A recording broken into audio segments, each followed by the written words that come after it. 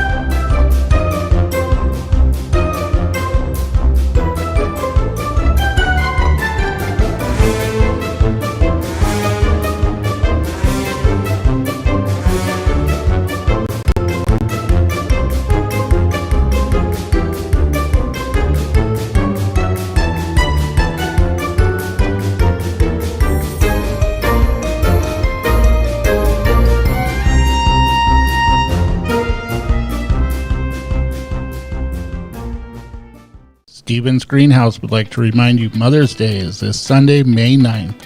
Give Mom the gift that keeps on giving throughout the year. One of our locally planted hanging baskets, or we'll have the traditional flower arrangements for you to choose from. We'd like to remind you our greenhouses are fully stocked with flowers and vegetables for all your planting needs.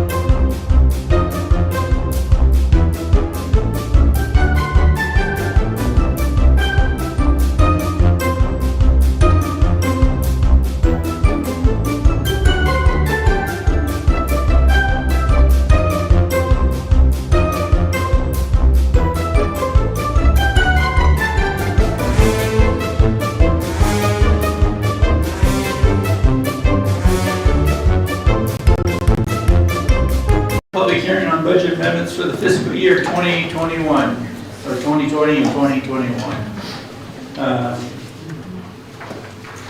Attached is the public hearing and the resolution for, not the one you guys passed, but the one that will be presented to you next meeting.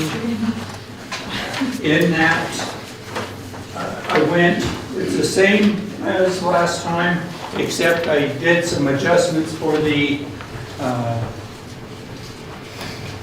project. It had better firm numbers because we had the bids and that, which you guys will be looking at tonight. I adjusted the budget to accordingly for that, to match the budget they came up with and the money that was coming in. So other than that, it's the same budget for everybody. But just to tell you, if you try to compare, that's what would be different is between the two. Now, is there anybody out there that wants to speak on the budget amendments, either pro or con?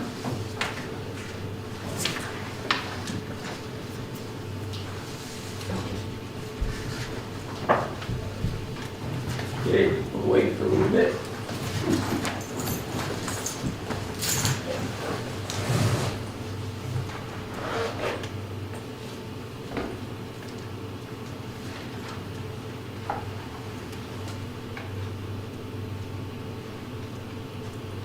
It's quiet. You don't have to put that in the minutes either.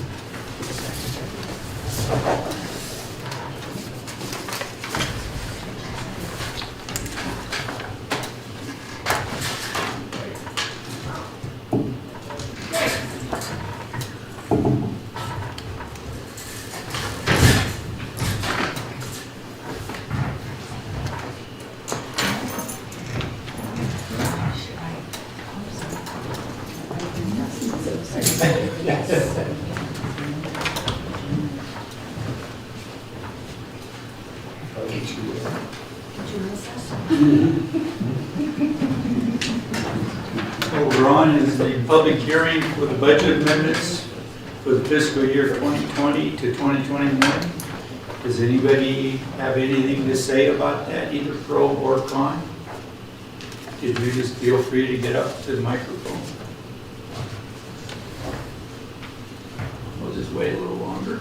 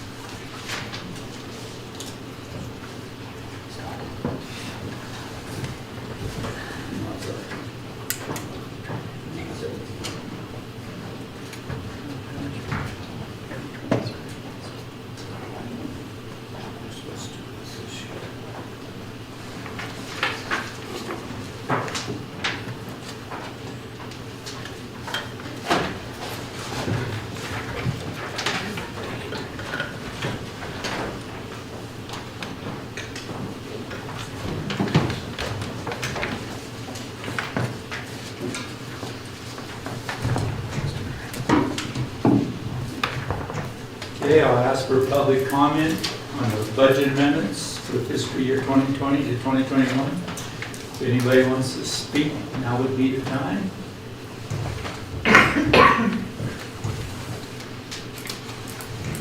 Second call for the comment, either pro or con.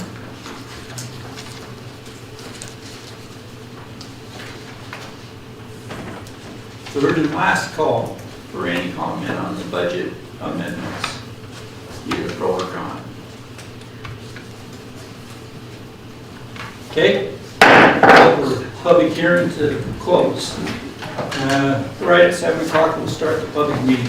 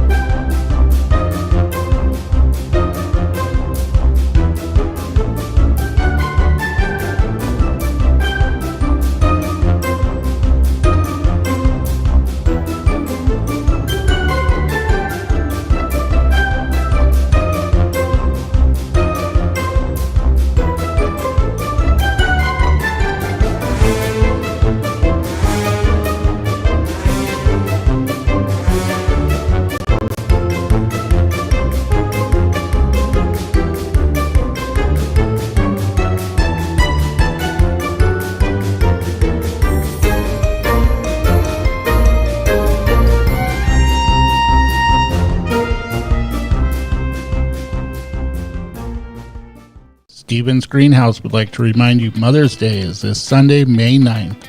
Give Mom the gift that keeps on giving throughout the year. One of our locally planted hanging baskets, or we'll have the traditional flower arrangements for you to choose from. We'd like to remind you our greenhouses are fully stocked with flowers and vegetables for all your planting needs.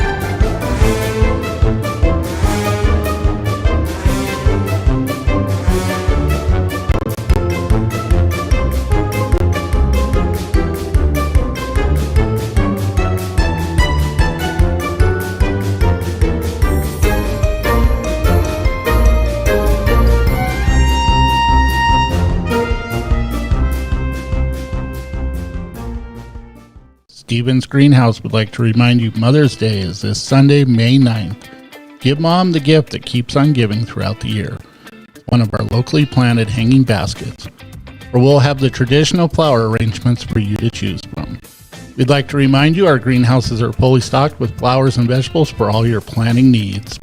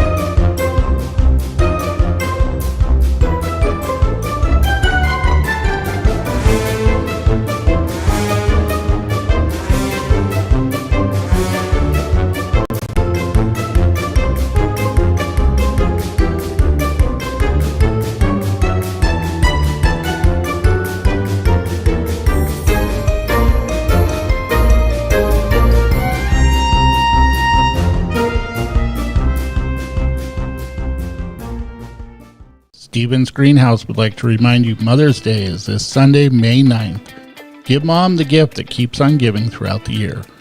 One of our locally planted hanging baskets, where we'll have the traditional flower arrangements for you to choose from. We'd like to remind you our greenhouses are fully stocked with flowers and vegetables for all your planting needs.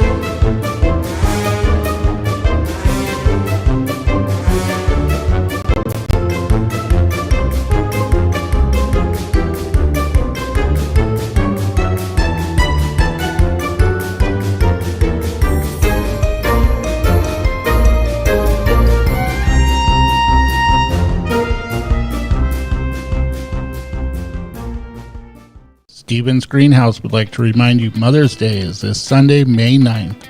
Give Mom the gift that keeps on giving throughout the year. One of our locally planted hanging baskets, where we'll have the traditional flower arrangements for you to choose from. We'd like to remind you our greenhouses are fully stocked with flowers and vegetables for all your planting needs.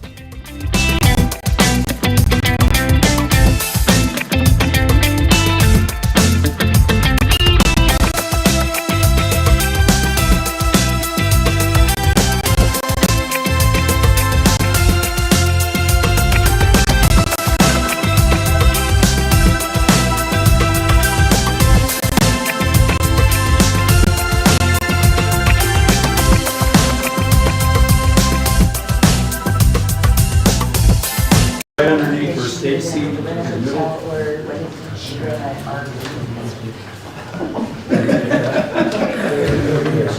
We can barely hear you.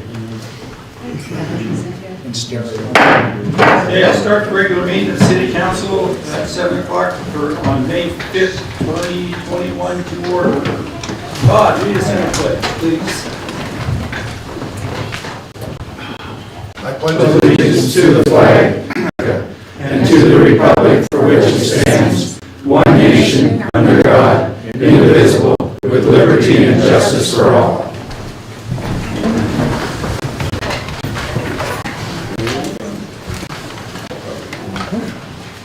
Thank you. First item, minutes. Move to approve. Second. Moved by Bill, seconded by Russ. Discussion?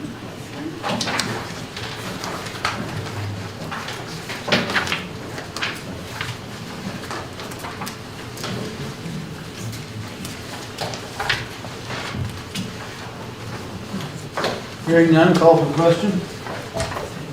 Question's been called for to approve the minutes for April 21st, 2021 of the regular meeting of the City Council. All those in favor say aye. Aye. All those opposed say nay. So take that as unanimous.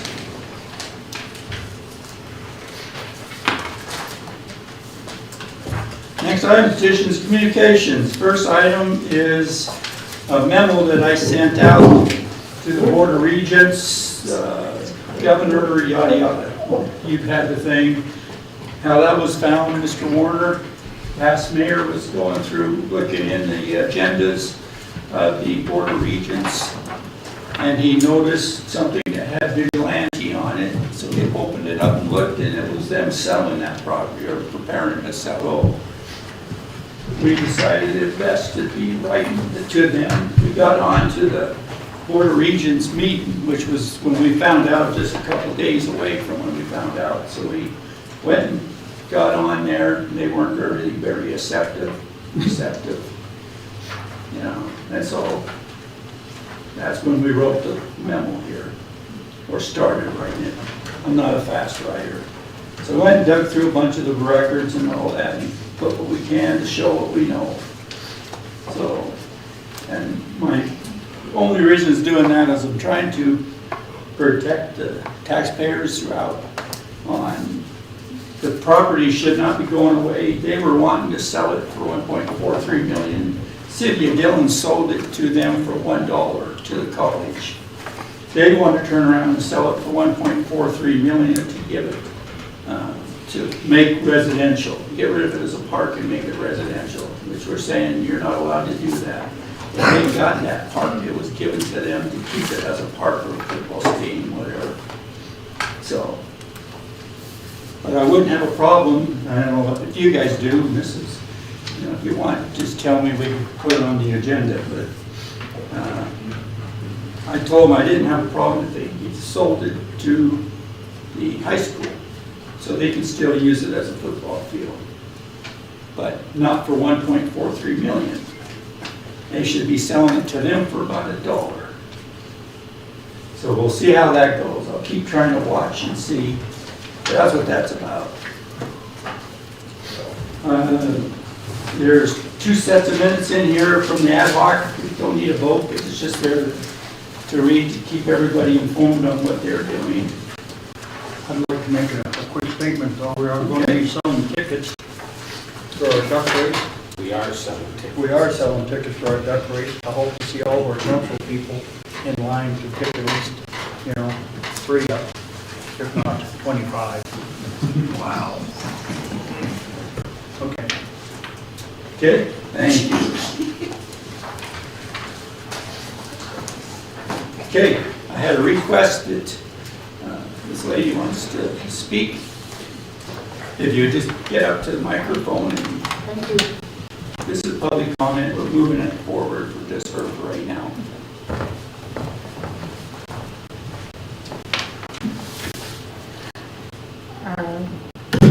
Does this work? Yep. Is that right? Okay. My name is Val Neely. I am obviously a fan of our park system. I don't think any city without parks is going anywhere. So parks rank high for me.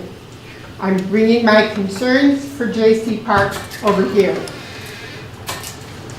Dog waste droppings have increased in the park and need more than weekly attention.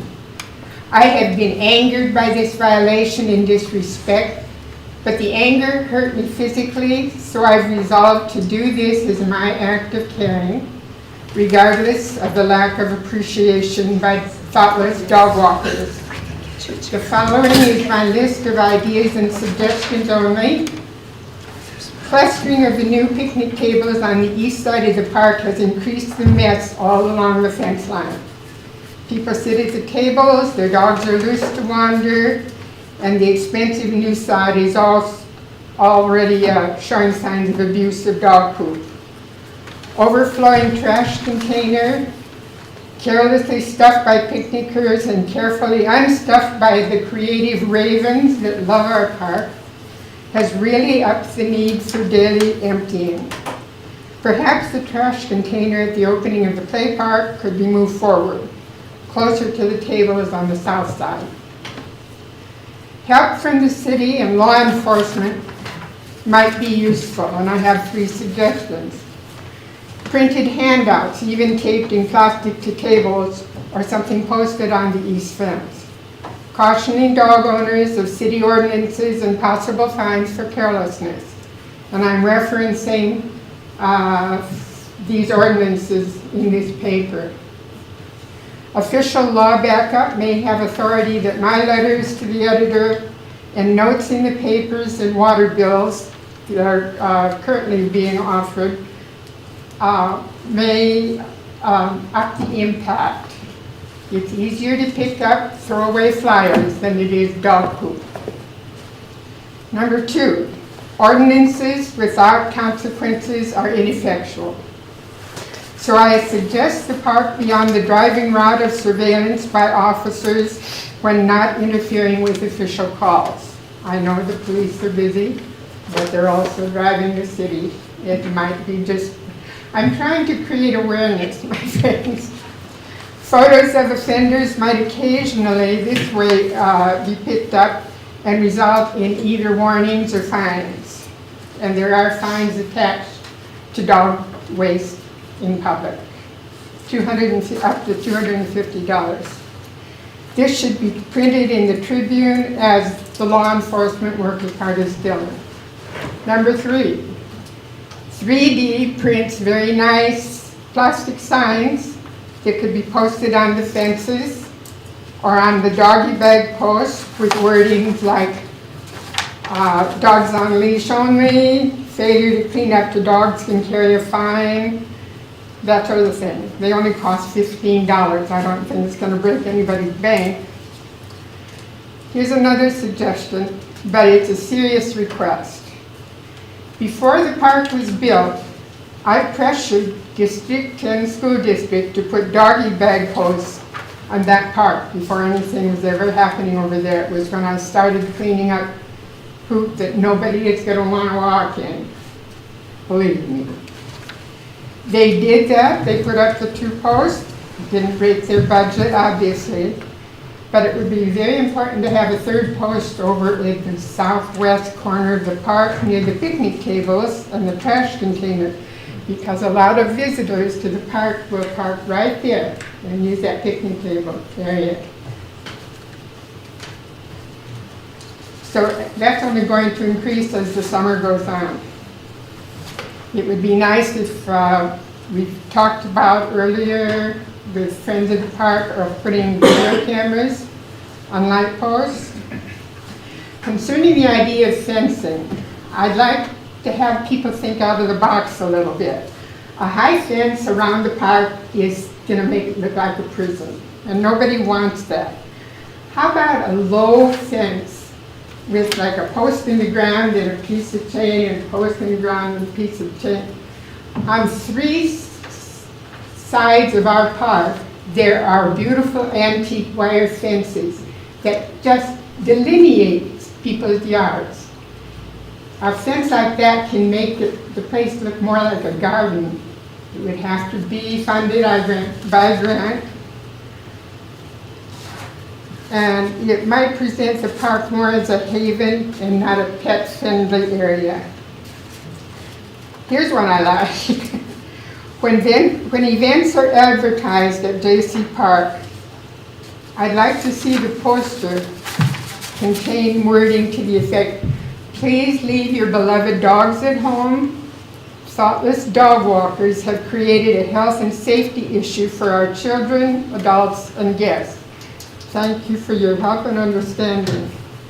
We can find ways of saying dogs not welcome. Here's a practical one, but might be worth a try. Again, getting new ideas floating around. How about pooper scoopers that have signs on them that say for park use only, put by the post where the doggy bags are.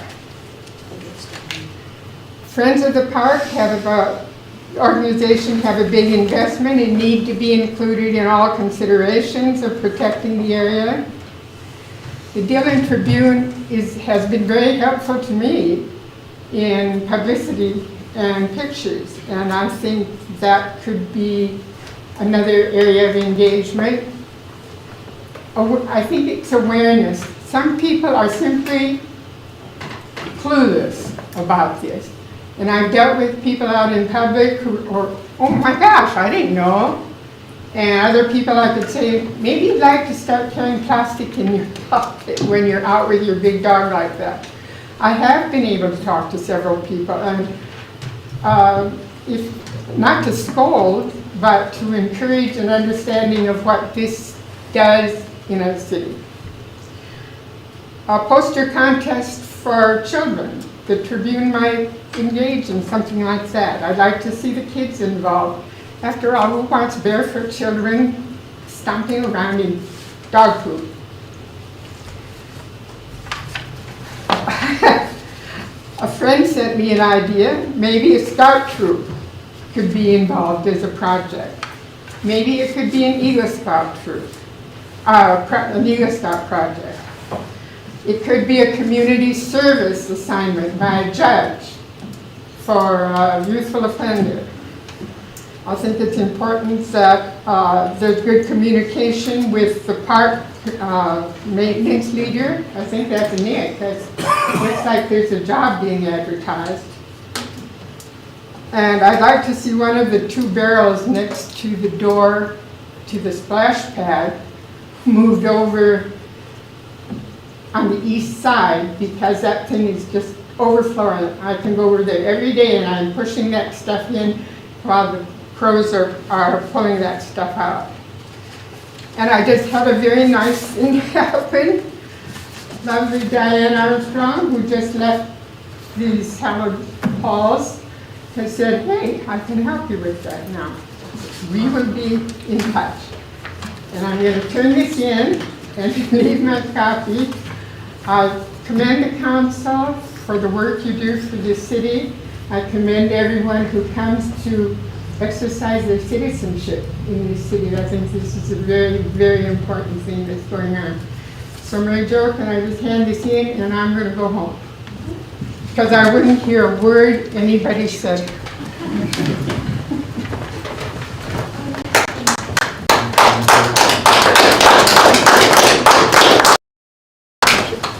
It was my privilege.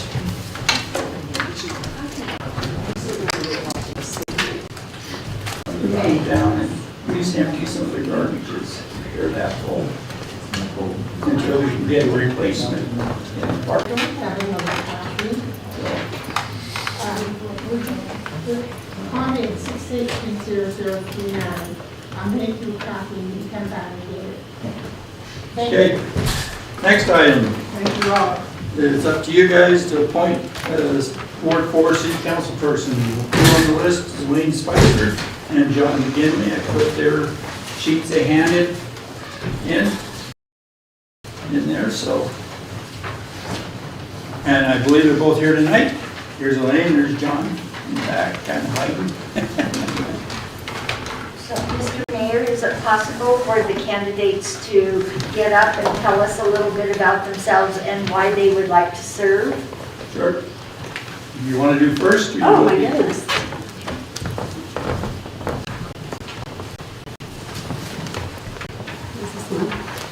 Well, without any preparation, I appreciate everyone giving me their consideration. I've been asked to run for office for many years. Just a little bit about me. I came here to do a community service project with AmeriCorps 20-something years ago, and subsequently was the editor of the Dillon Tribune for a few years. Stepped out of the public eye for a little while to raise a couple babies, and now that they're busy, don't really want that with their mom. I figured it was a good time to step back into the realm. I have served on a number of community service organizations, ranging from the Lions Club to the Community Youth Initiative to the Parent Council at the elementary school district, and just would be appreciative if you would consider the need to be council person. Okay, Thank you. let's do it.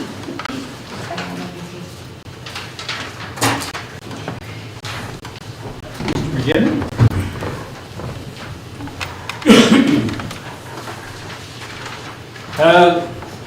I've been in Dillon pretty much all my life. I moved here when I was a third grader. After college, I moved around to Idaho, Lima, and I'm back in Dillon for the last 20 years. When I was going through college, I was on the student council up there. Then I kind of wavered again, went out of politics when I got my job.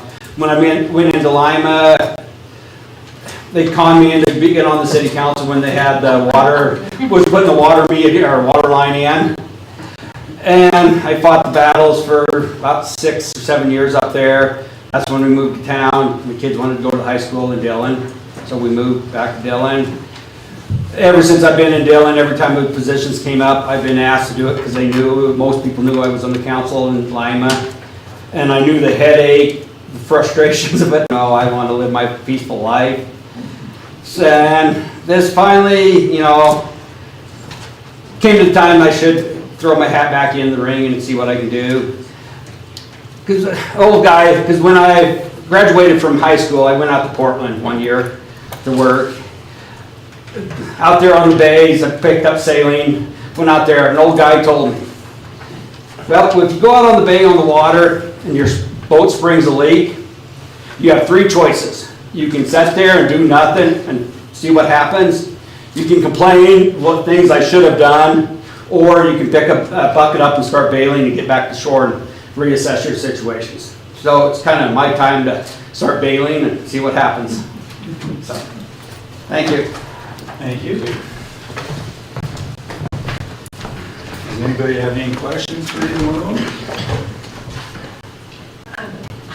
I'm being Mr. Mayor. I was just wondering if either candidate had a particular interest in a particular part of city government, whether it be parks or trees or street and alley or water and sewer, or, did they have a particular passion where city government was concerned, or something about governing that they're passionate about?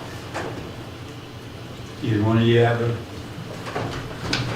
I have no particular passion anyway, As a governing body of sitting on the council, you need to kind of be in touch with everything.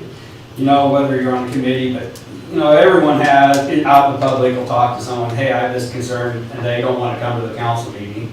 So, if you say, no, I'm on the street and alley committee, go talk to someone else. If someone comes up and talk to you, you're not going to be a very effective person. Well, I would agree with that. However, I think anyone who lives in this town and walks or drives in this town probably has concerns over the streets. So I would say that that's one of our biggest concerns in this town. Okay. I guess I have a question.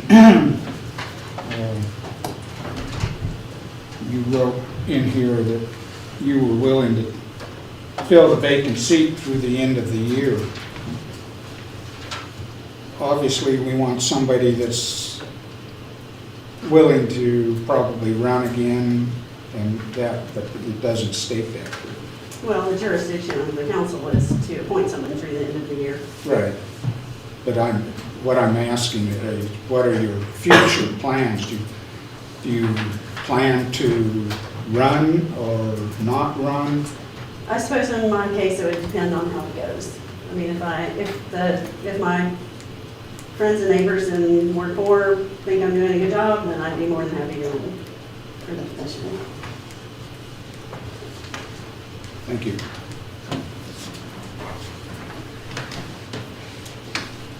I guess the same question should go towards Mr. Can you come up? Chippy didn't tell me he has to go to the microphone. I'm hoping she can hear it when she listens to make sure. My kind of, I get to the little Dillon daily every day, and that's what my big concern was. I've been tempted to come to meetings, but I said I don't have time. But what I read in the paper, I kind of went, okay, I'm going to come to these first couple meetings, and if I get appointed, and see if it's worth it. A lot of times,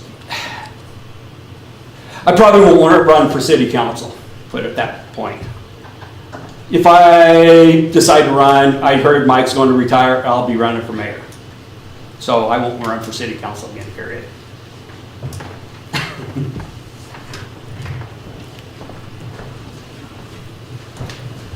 Thanks. Good question. Any other questions?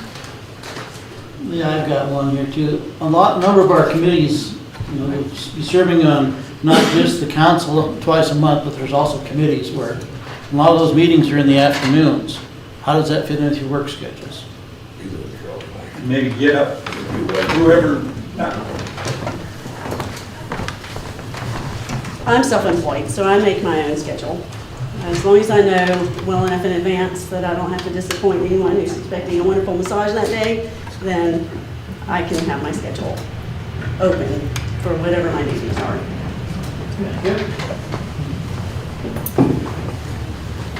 It's the same. I've been self-employed for the last 3 years, so I can make arrangements to be at meetings if I needed to.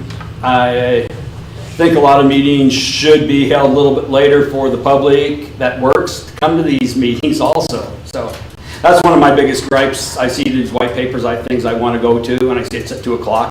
And I say, you know, I'm not going to quit my day to go to a meeting. So, and I know a lot of people out in the public are the same way as me. They think a lot of these committee meetings need to be later in the afternoon or later in the evenings that they can attend to. So, but I could make any meeting. Thank you.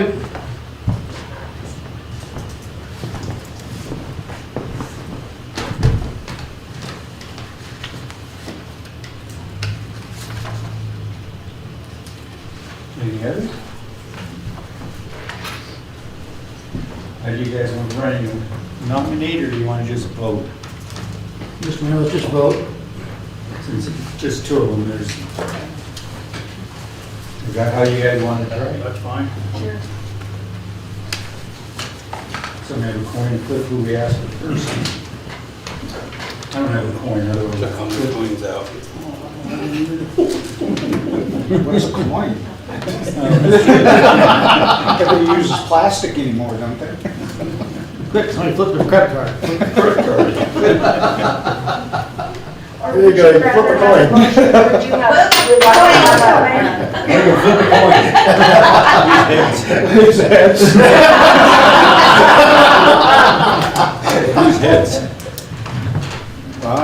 When I was in the military, head was for the guys.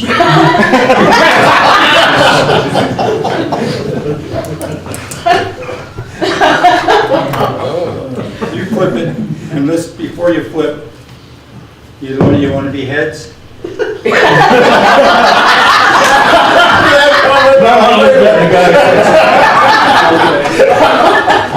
Might be preferable to being a tail. At least they stopped. Oh, this is wicked. Which one? I'm just Well, hey, let's do it. alphabetically. What do you do that? Are you okay with alphabetical? Everybody's okay with alphabetical? I'm okay with it. Okay. Well, wait, I wanted to know if it was heads or tails. Have the stand-up comedy portion of the meeting. Oh, my Okay. goodness. For Mr. McGinley, all those in favor say aye. Aye. And I take it now, was it Don? Was I? Yes. Russ? Yes. Dan? Aye. Bill? Yeah. Okay, that'd be, and we'll give the Elaine was the name we'll use it. Mary Jo? Nay. Nay. Okay, we gotta do it again. Need 5 by charter. Needs 5 affirmative votes of the council. So is there any other questions? There's 4 to 2 is what it was, there's 6. Mr. Mayor, is it possible to have the candidates talk about what they do for a living right now and how they see that helping govern? I mean, I'm trying to have something rise to the top that we can all just grab a hold of. And that's a question. Would you not have them answer the question? Mr. Mayor, is 5 actually required if we only have a council right now? Yeah? If we had full seating, I could see it, but otherwise I don't. I believe it is, it's in the charter. Mr. Dillon, what is it? Charter. Yeah, it's in the charter for this type of decision. You have Even if you don't have a full council, they Yeah. start with. 2/3. That was when we went through the problem, when most of the council quit. We started out because we did not have 5. And then it was majority, we started out with 2. But Then once we hit 5, all 5 had to vote for that person, and then all 5 or more for the next one. Okay, So, thank you for the clarification.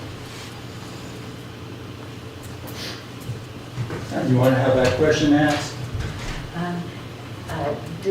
Or is there something else that the council, that my colleagues could see that would help us make this decision?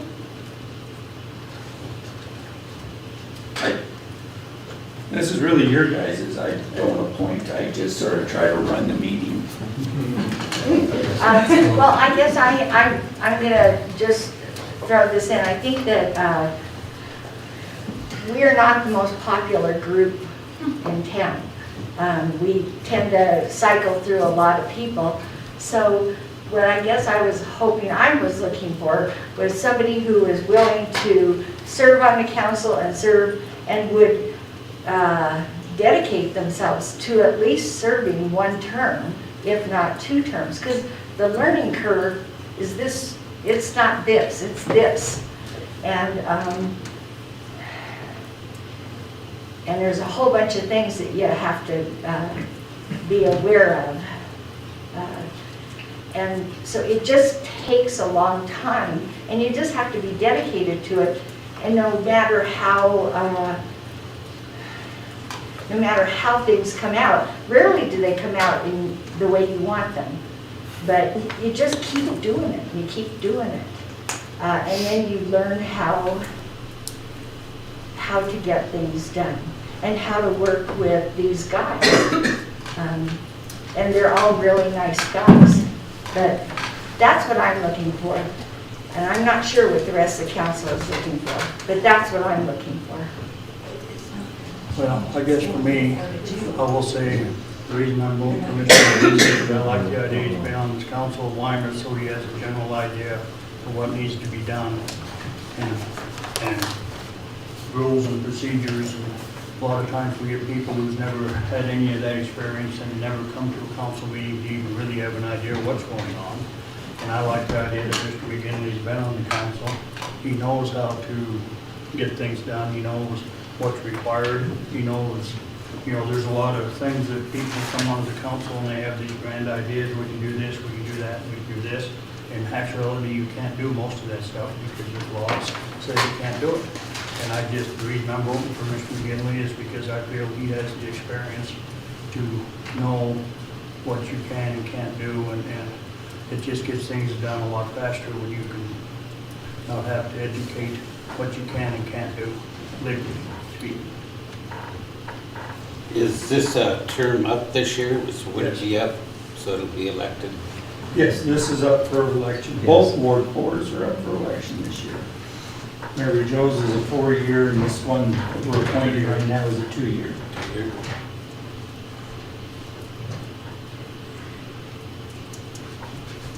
Any questions? I have a question. Are you willing to be on the library board?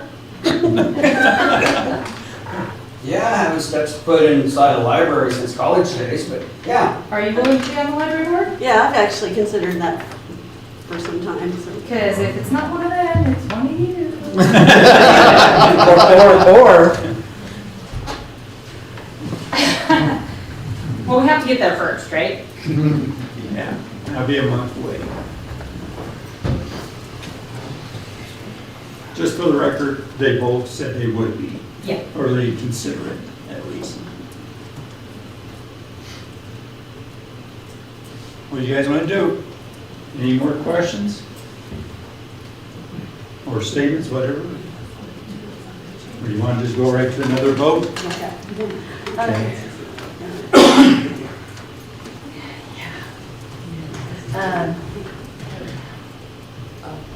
Is there anything we can do to help either of you? Mr. McGinley, you had said that you would not be running for the council, and Elaine, you had said that you were not sure if you would run for the council. But that was my intent, yes. So, Is there anything we can do as a council that could inspire you to commit to at least one whole term?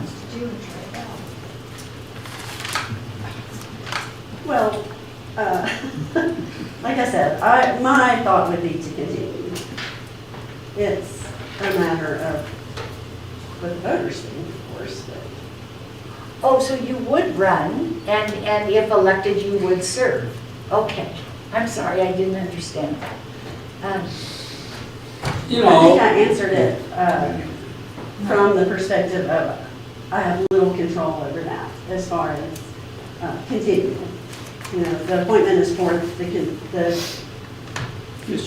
the remainder of the term. And so, yes, I would. I'm sorry, I'm It's glad okay. you I think clarified that. That's my answer may have been somewhat vague. So you're talking to fill the next 2 years after this year? Is that what? The next 4 years? No. Or no, it'd actually be 2 2 years, yes. And then you would run for another 4-year term after that? Yes. You know, that's my opinion right now, as I'm going into it, is, I know June 21st is the deadline for filing. So I have, you have more or less a month and a half right now to just make a decision to file. And that's what I'm looking at right now, is what's going to happen to the council in the next 2 years. If Mike leaves as mayor, because he said he had 2 terms, he's a term limit guy, he said he's going to leave. So if he's gone as mayor, we get another mayor in here, what's going to happen to the council? If someone gets mayor that people don't like, is half the people on the board or the council going to resign? So that's what it is right now. My long-term objective is to run or fill Mike's position if he leaves. And, I've talked to him a couple times before, and he says, I'm leaving. I put my 2 terms in. It's time for fresh blood. So right now I would fill the position until January. Thank you for that information.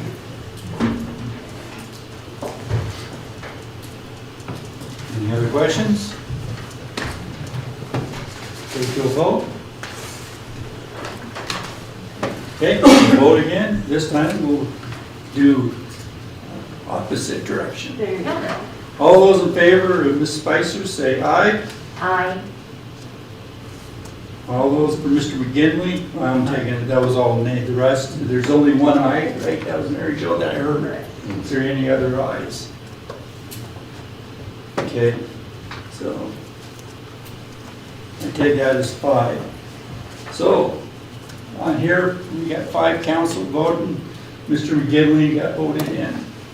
Sorry, thank you for trying. You're welcome. June 1st. Shouldn't we file? June 1st. Yes, you can sign up for it.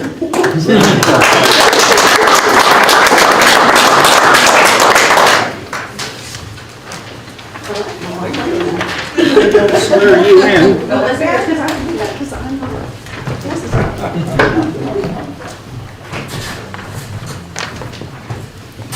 Ready?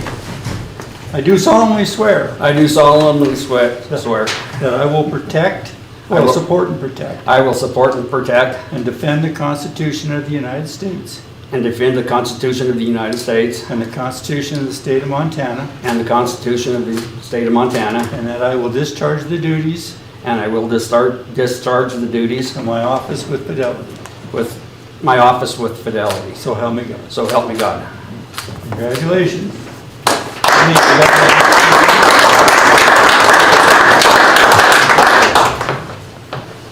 But he's only till the end of the year, right? End of the year. Thank you. So then you're gonna have This to is file board it. over here, we'll get a sign for you in a while. He can't do that when you're.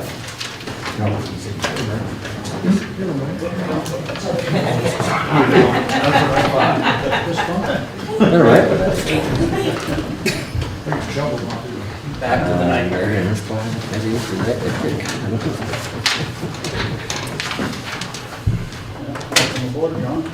Thank you. I would just like to say thank you for both nominees, it's nice to know that there's people out there that would help fill these positions. So and hopefully people step up for this one. Because I don't stink, you know, I do play. Don't look at me weird. I am not sitting up there. You can sit back a bit. No. You can lay back. Okay, next item is just Maybe I notice of really should. resignation. We finally got a letter from Mr. Kenworthy, and so it starts, we'll get a notice out in the next meeting, or not, in the next paper. Advertise for Ward 1, that's the one. So, don't need a vote or anything, just statement, that's the letter. Next one is a resolution I seen, it has to do with, I think they call it House Journal number 5. I thought it was important enough to put in here if you guys would like to vote on that too. I'll move to approve. Second. It's been moved by Bill, was it Russ or Don? Either one. Either. Okay, Russ, how's Sorry. that? Discussion. Yes, Mr. Mayor. I have a statement about this resolution. Resolutions are a statement of public policy. As a city council, this is one of our most important responsibilities. And good public policy enables our city government to deliver city services to our citizens collectively. Those services being the usual ones: water, sewer, public safety, fire, roads, parks. Thankfully, Dillon is a diverse community with many differing opinions on almost every issue that you could bring up. But this resolution seems to be more of a political statement. It has not sought input from Dillon citizens. The resolution has not defined how it will improve the provision of city services for our community. It has not told us how it will further the goals of the city of Dillon. The resolution has not shown how it is responsive to a particular problem here in Dillon.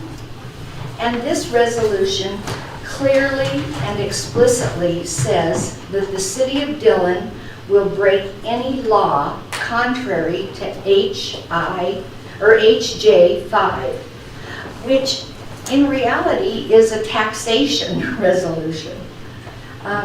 Many of us are here because we have taken an oath to uphold the laws of the state of Montana and the Constitution of the United States.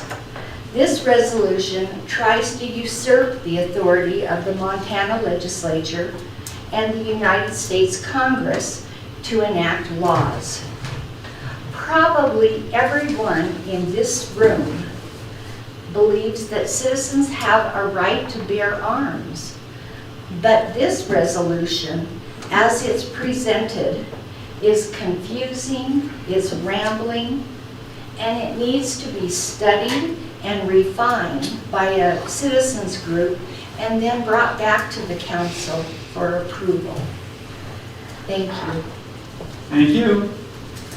But this resolution, I thought it was very clear. There's only one therefore, and that statement is that the city of Dillon firmly and unconditionally supports and accepts House Journal number 5, protecting the constitutional right to bear arms in the United States of America. I thought that was fairly clear. Not trying to get around, and you made a statement that this was illegal. No. I'm not really sure how you can make a statement that it was illegal, that I said to break the law. I've not voiced that. We're just, if this vote happens, it's just firmly and unconditionally supporting the House's position and the Senate's position that they will direct the representatives and the senators for the state of Montana in the federal to vote very strongly for this, any law they will fight against if they're trying to take away the right to bear arms. or they will fight for the law that will try to keep them. And that's what how HJ5 does. HJ5 is a taxation resolution, and it talks about, the whole resolution is about the raising of the corporate tax rates at the federal level. That's what HJ5 is all about. This resolution that comes off of that, I have the problem with this thing that says, now therefore be it resolved by the City Council of the City of Dillon that the City of Dillon firmly and unconditionally supports and accepts HJ5.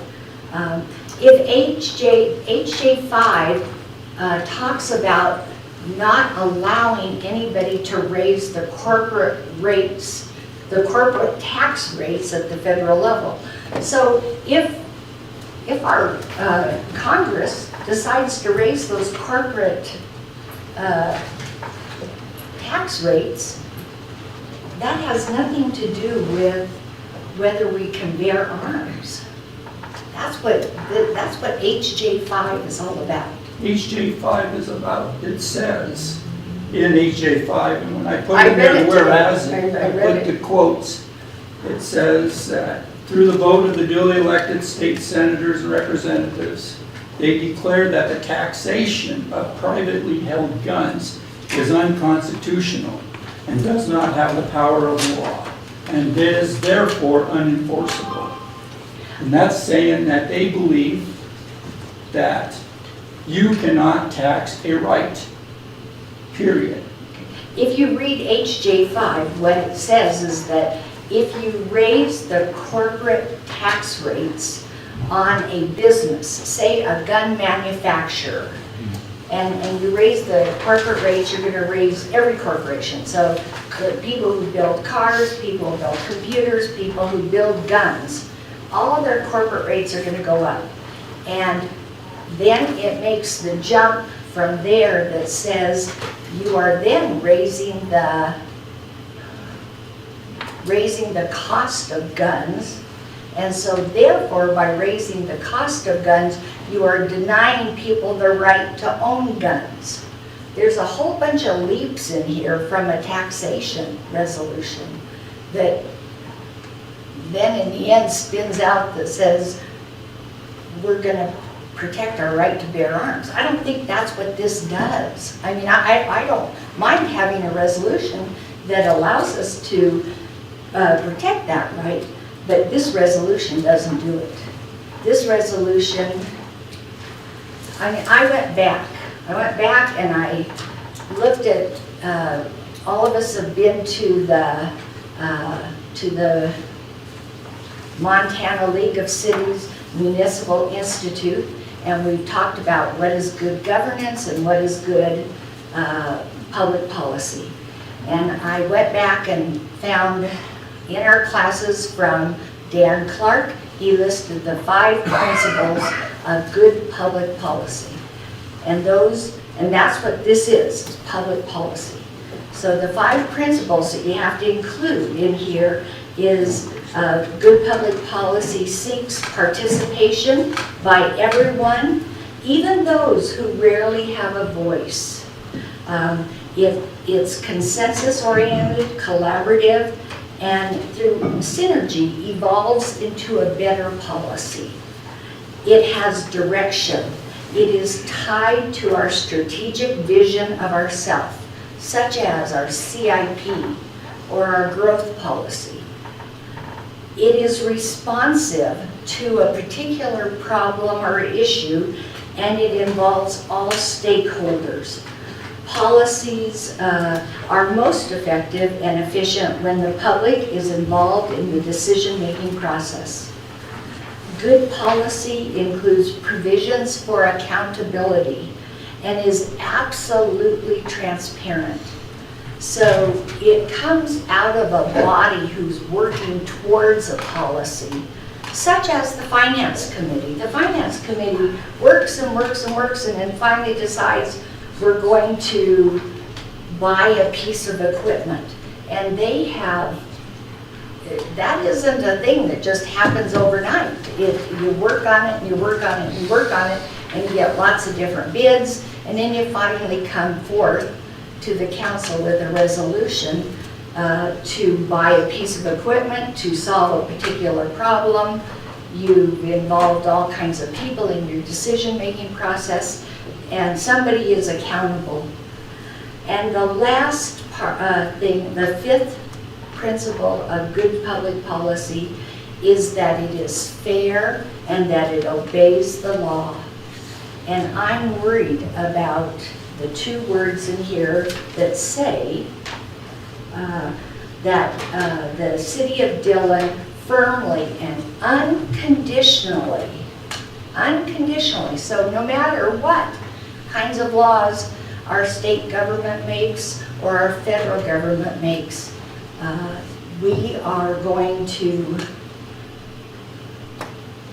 adhere to HJ5, which we don't even have in front of us. You can't even read HJ5. So it's hard for you to understand that that's a taxation resolution. So I'm hoping that we will send this resolution incomplete as it is, and we create a some kind of citizen study group, and we have plenty of people in town who would love to sit on that kind of committee and flesh this out and bring a resolution back to the council. I believe you'll find that HJ5 is a glorious combination of political adventure. It combines a number of different topics, and there's not one single solo topic in there. If we all had laws that applied to only one topic at a time, it'd make it a whole lot simpler to understand. This isn't a This law. one, just a minute, I've got the floor. This one involves numerous arms, for lack of a better term. Or maybe I should say tentacles. That's easier to understand. The protection of the Second Amendment is just one single part of that, and that's what it says here. We unconditionally support and accept HJ5 protecting the constitutional right to bear arms. It's not saying we protect the whole thing, it's just a section of it. We're basically reaffirming what the House and the Senate have already done. That's what I see this as being. Thank you.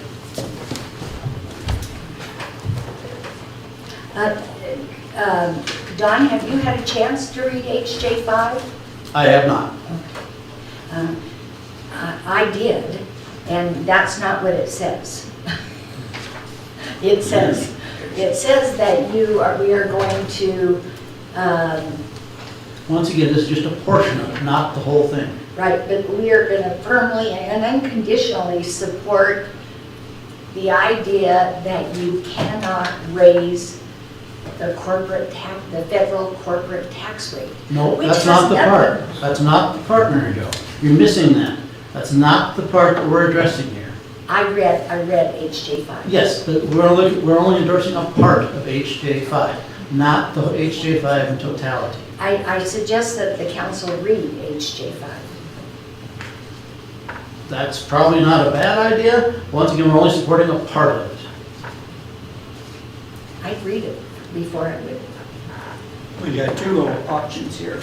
Table it to send it to a committee, or to her special committee form, or take a short recess. I have it on my computer. It'll take me 3 minutes to print 8 copies or more. If somebody else wants to see it. I think, And this Mr. is Mayor, is one it possible picture. to table this and send it to Judiciary Committee? That's where this possibly should emanate. This public policy should emanate from. Is that Suppose we call for the question. I move to table this resolution. Is there a second to table? Second call for a second. Third call and last call for a second. Motion fails due to lack of second. And I heard down there a question you guys want. Call for the question. Oh, yeah. Is there anybody that wants to speak to the public on it? Well, I don't even know what HJ5 is. It's not widely known there. I was trying to look it up and it ain't coming up. I'm just curious, Mary, whether you believe that guns should be taxed after a person already owns them. Do I believe that guns should be taxed? After a person already owns them. Gosh, I hadn't ever thought Because about that. that's what the No, whole on my agenda is furniture, for. I'm not it says- asking you, I'm saying that's usually how the agenda goes. I'm just asking you, what is your opinion on that? Whether guns should be taxed after you own them? No. Okay. We own many guns. I'm just asking the question, because I know there's a lot of bills out there that they've been trying to do that, to try to take away people owning guns or having guns because they can't afford to own them anymore. So that's why I'm asking that question, because sometimes that ends up in those type of bills, you know, to take away our rights to own a gun because it costs us so much to have them. HJ5 is about corporate tax rates. I haven't read the whole thing, so I can't comment to that. I was just asking the question. That is what I was going with this. Okay? Thank you.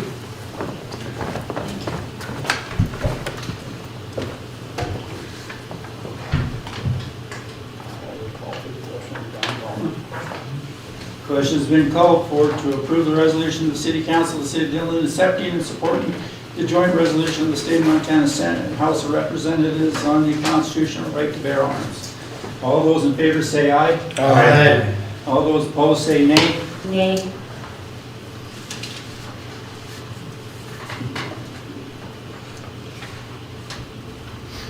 Okay.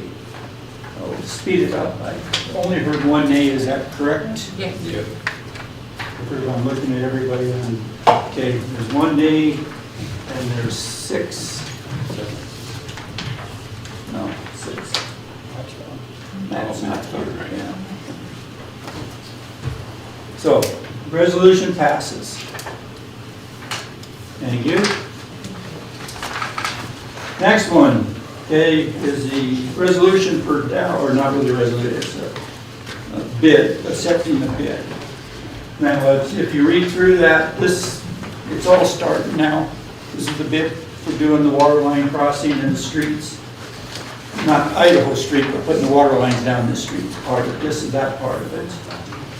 Well, it is Idaho Street too, they're in that also. You're accepting this on the bid. What we're asking for is right now, we still can't accept because we're waiting for DEQ to send out an approval of it. And they can't let us do a notice of award until May 11th. Okay, so we're trying to, I'm asking you guys to agree to the bid with the recommendation of the engineer. And that's that Mangus or Mungus, I think is they were the lowest bid, and that came up to be about $4 million. Okay, which is just slightly more than, if you look at the engineering estimate, it's almost 3.9, so it's 150, say, somewhere around there, different. More than that, 200 different. Okay, most of the difference comes in Idaho Street. The water was pretty close to right on, it's Idaho Street costs more money to do. Okay, and I think, I'm not trying to speak for the engineer, I think the biggest cost is we're gonna do curb and gutter. They went through and determined there's no way that they can protect the street, the new street, without curb and gutter. The main reason is because if it was just the dirt, we could go up against the sidewalk, but we're probably gonna be doing some stuff on the sidewalk, you know, cutting out to put the water lines, the service lines to the building.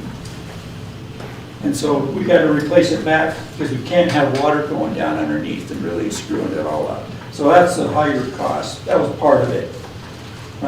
Some of the other part I don't really know because, you know, I look at their estimates and it turns out the contractors thought it'd be more. You know, and some of it very likely could be, I don't know.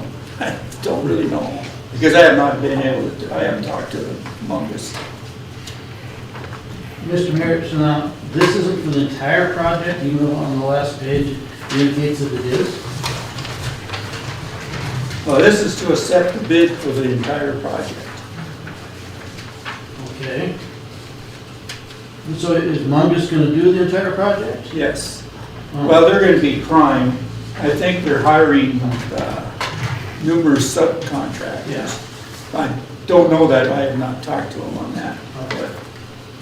But they are gonna be what you might call prime, they would, the lead or whatever. General is the word, yes.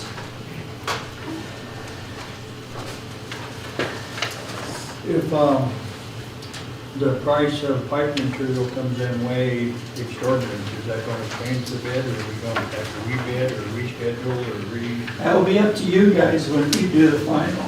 I'll present to you what they're seeing, the numbers to come in. That's why we're trying to hurry this up, because the longer we wait, the more the price goes. And it goes higher. And that's what on the second sheet, you're saying the change in price could be if you go up to different percentages. So, Mr. Mayor, was there somewhere that, and I just missed it, the schedules that are alluded to in the documents?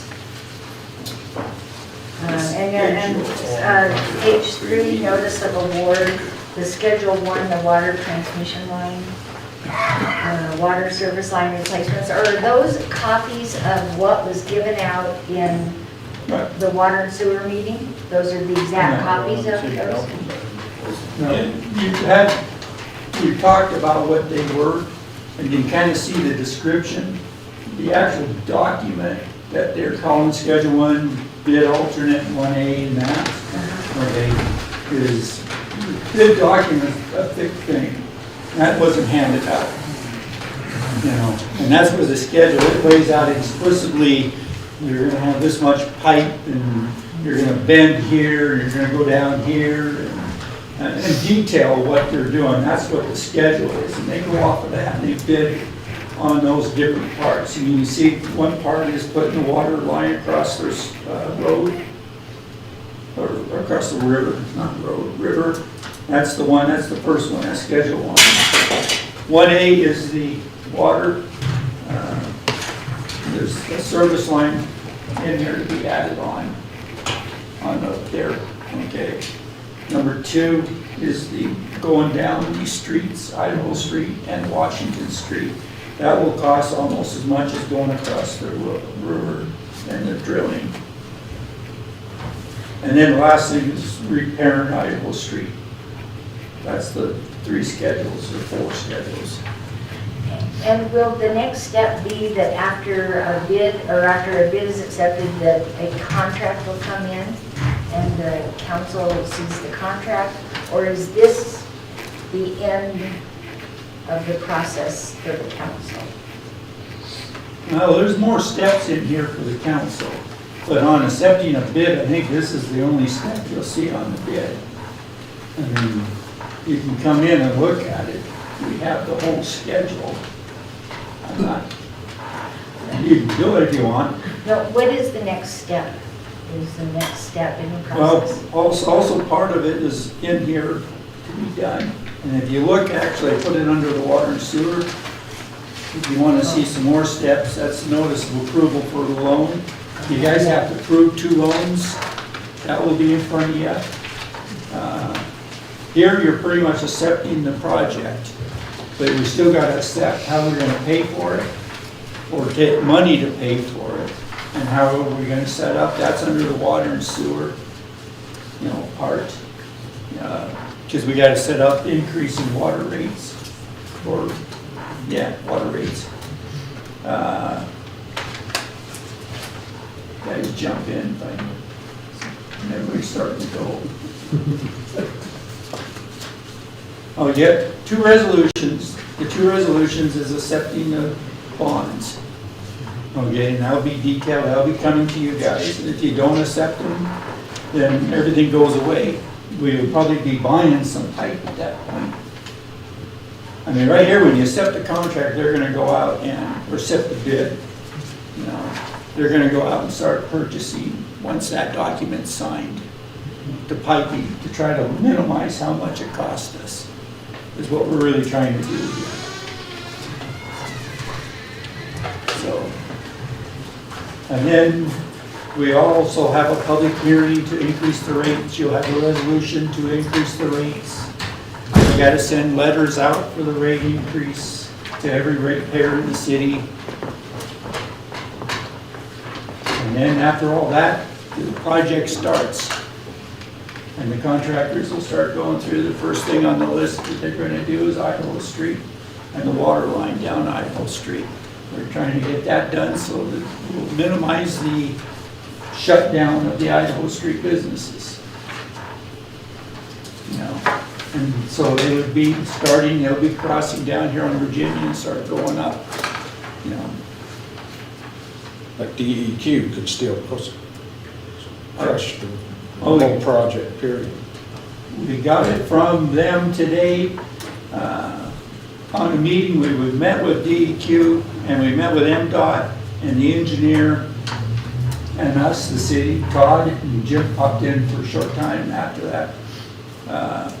DEQ has signed up that they have nothing showing as long as, right now we're waiting for their notice of the EA that they have to accept. And they have to wait 30 days for environmental assessment, the comments on it. Okay, so if none of the comments come, or none of the comments that come in are negative or have problems, then they'll sign it that day right after they close the hearing, or the, whatever the notice part of it. Not sure to call it a hearing, but they're collecting comment, period. As soon as that closes, which closes on May 10th at midnight, so May 11th, they will sign their document, and they're saying they have no problem with what we are doing. They just have to wait for the EA. MDOT has no problem with what we're doing, and we are going to get a sheet of paper from them. We already got it. Hey, I have no problem. They just, everything has to kind of fall in place. This has to be signed. Site title has to be done. But you can't do that without MDOT's approval, but MDOT's not going to give approval without DEQ approval, who's not going to give it. So it's all of this kind of, and you can jump in if I'm not stating it right, Jim. No, I've got what I'll term a bridge letter today from NDT, which will allow me to finalize the site title agreement. So when that's done, then we should be ready to go. And everything will fall into place, and on May 11th, DEQ stated they will sign. They have no problem. MDOT has no problem. They're just waiting for the final documents that everybody is waiting for. Everybody has that. What came first, the chicken or the egg kind of Well, I'll thing. make a motion that we go ahead and do it at May 11th. Oh, you want to have a, you guys want to have a special meeting on May 11th? So let's go and accept it tonight. Yeah, accept it tonight, and then we'll go ahead and sign it at May 11th. Okay. Well, it's not good, it's accept it and sign it tonight, so everything's going. And we're not signing it tonight. I got to wait until everybody gets their stuff in. Right. DEQ, MDOT, all Give you that. the authority to do it. So the motion would be we authorize the mayor to sign this Yeah. at such time that all paperwork is completed on May 11th. Yep. Or 12, whichever they get it done. Sooner the better. I second that. So who's the first name? Raymond? Bill. Bill. Bill, Dan seconded. Further discussion? Call for the question. Question has been called for to accept the Dowell's engineering recommendation to award all the bid schedules to Mungus Company Incorporated, and to give the mayor the authority to sign the notice of award dependent upon the DEQ and MDOT agreements. Also, I should add in there the site title to all that kind of stuff. And then give the mayor the authority to sign the contract documents, which happens after everybody else gets their documents in. So, and all those in favor say aye. Aye. All those opposed say nay. I take that as unanimous.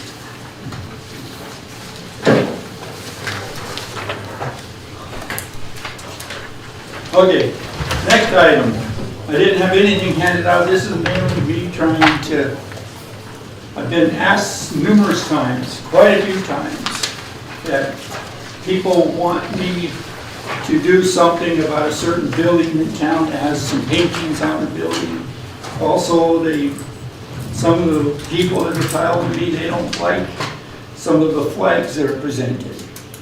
Okay, and I'm telling all of them, and I'm hoping the paper puts this in print, that I'm not going to do anything about it. To me, I believe it's a freedom of speech issue. You know, so I'm not going to make the person, the owner, paint their building. I'm not, because that's freedom of speech. I'm not going to make them take down the flags, which isn't really on the property, it's on their vehicles, at least the times I've seen.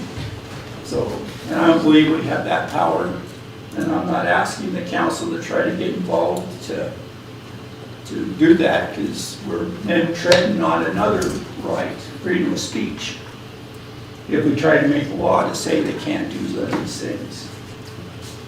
So, it's just a statement that if they keep coming into the city, they can come in, but I'm still going to give the same answer. You know, unless the court some court tells me I can't make that statement. The statement's going to be, I'm not going to do anything about it. Unless they go to some other level, they actually break some laws, and that's a whole different matter. The more proper statement was that you can't do anything. Okay, I can't do anything would be a good statement. You know. So, Mr. Mayor, is the city, it has every appearance to me that the city approves of these signs and has concluded that they support these signs because the vehicles that they're displayed on are parked on city property. I mean, I have the If picture. somebody drives a vehicle that has a sign on it, that doesn't mean that the city supports, nor does it mean that we don't support. I'm just saying, I don't have the power nor the right to tell somebody they can't speak. They can't tell what their position is. But do they have the right to park their vehicles on city property and display those signs? Yes, just like they have a right if they want to take those signs to the city park and hold them, not going to have them put them in the ground, but if they wanted to carry them and walk around the park, they have every right to do that too. It's freedom of speech. I can't touch freedom of speech.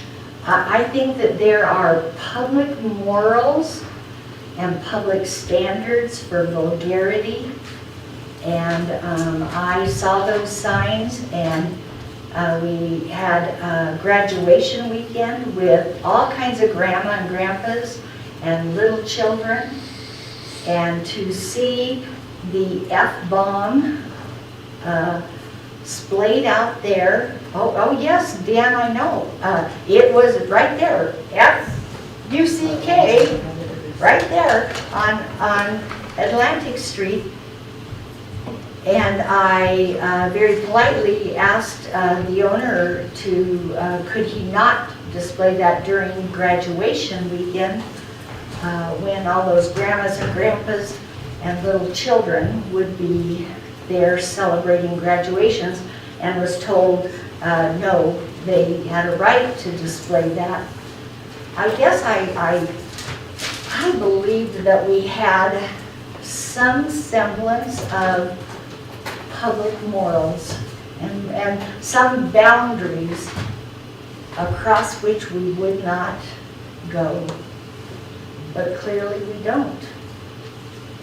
You can be as vulgar as you want.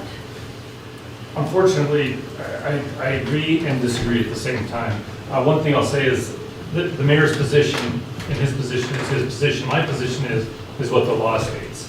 And what the law states, and I've done a lot of research on it because, backtrack a little bit, we had got several calls about it. People that were concerned just like you were. I looked into it. I didn't feel it was breaking the law. Was it breaking morals? My morals, maybe, not theirs. But it's not against the law. I called Josh Munzer up, and I asked him if he'd take it down. I specifically stated to him that, there were kids around. I understood that it was his freedom of speech, but I asked him if he would take it down because of these. I couldn't force him to do it, and he did it. That was how we dealt with that. But I do, in looking through the law, and I have little kids too, and I don't want them to see that crap. I just don't. And so, but that's my opinion, and I have to decide what's legal and what's not, and use that discretion appropriately. And I wish they wouldn't do that, but that's my personal opinion. I have to remain neutral. I believe it's legal. I believe they can do it. I don't believe they can go out and yell and scream it, because that's kind of a different area. However, with that flag and what was said, it's legal. I don't think it's tasteful, but I appreciate Josh being open to listening to me, and that's where I stand. And no matter what anybody is going to say, and my support says it, that's exactly how my stance is on it. Are we all jumping in? Can I? Lori on first. Okay, Mary Jo, you just have to do it as a learning experience, because that's what I did. So we drove by, my daughter saw it, she asked me about it. I said, I'm sorry, babe. There are people of this world that like to publicly look that way. And it is sad, and this is why we stay in school.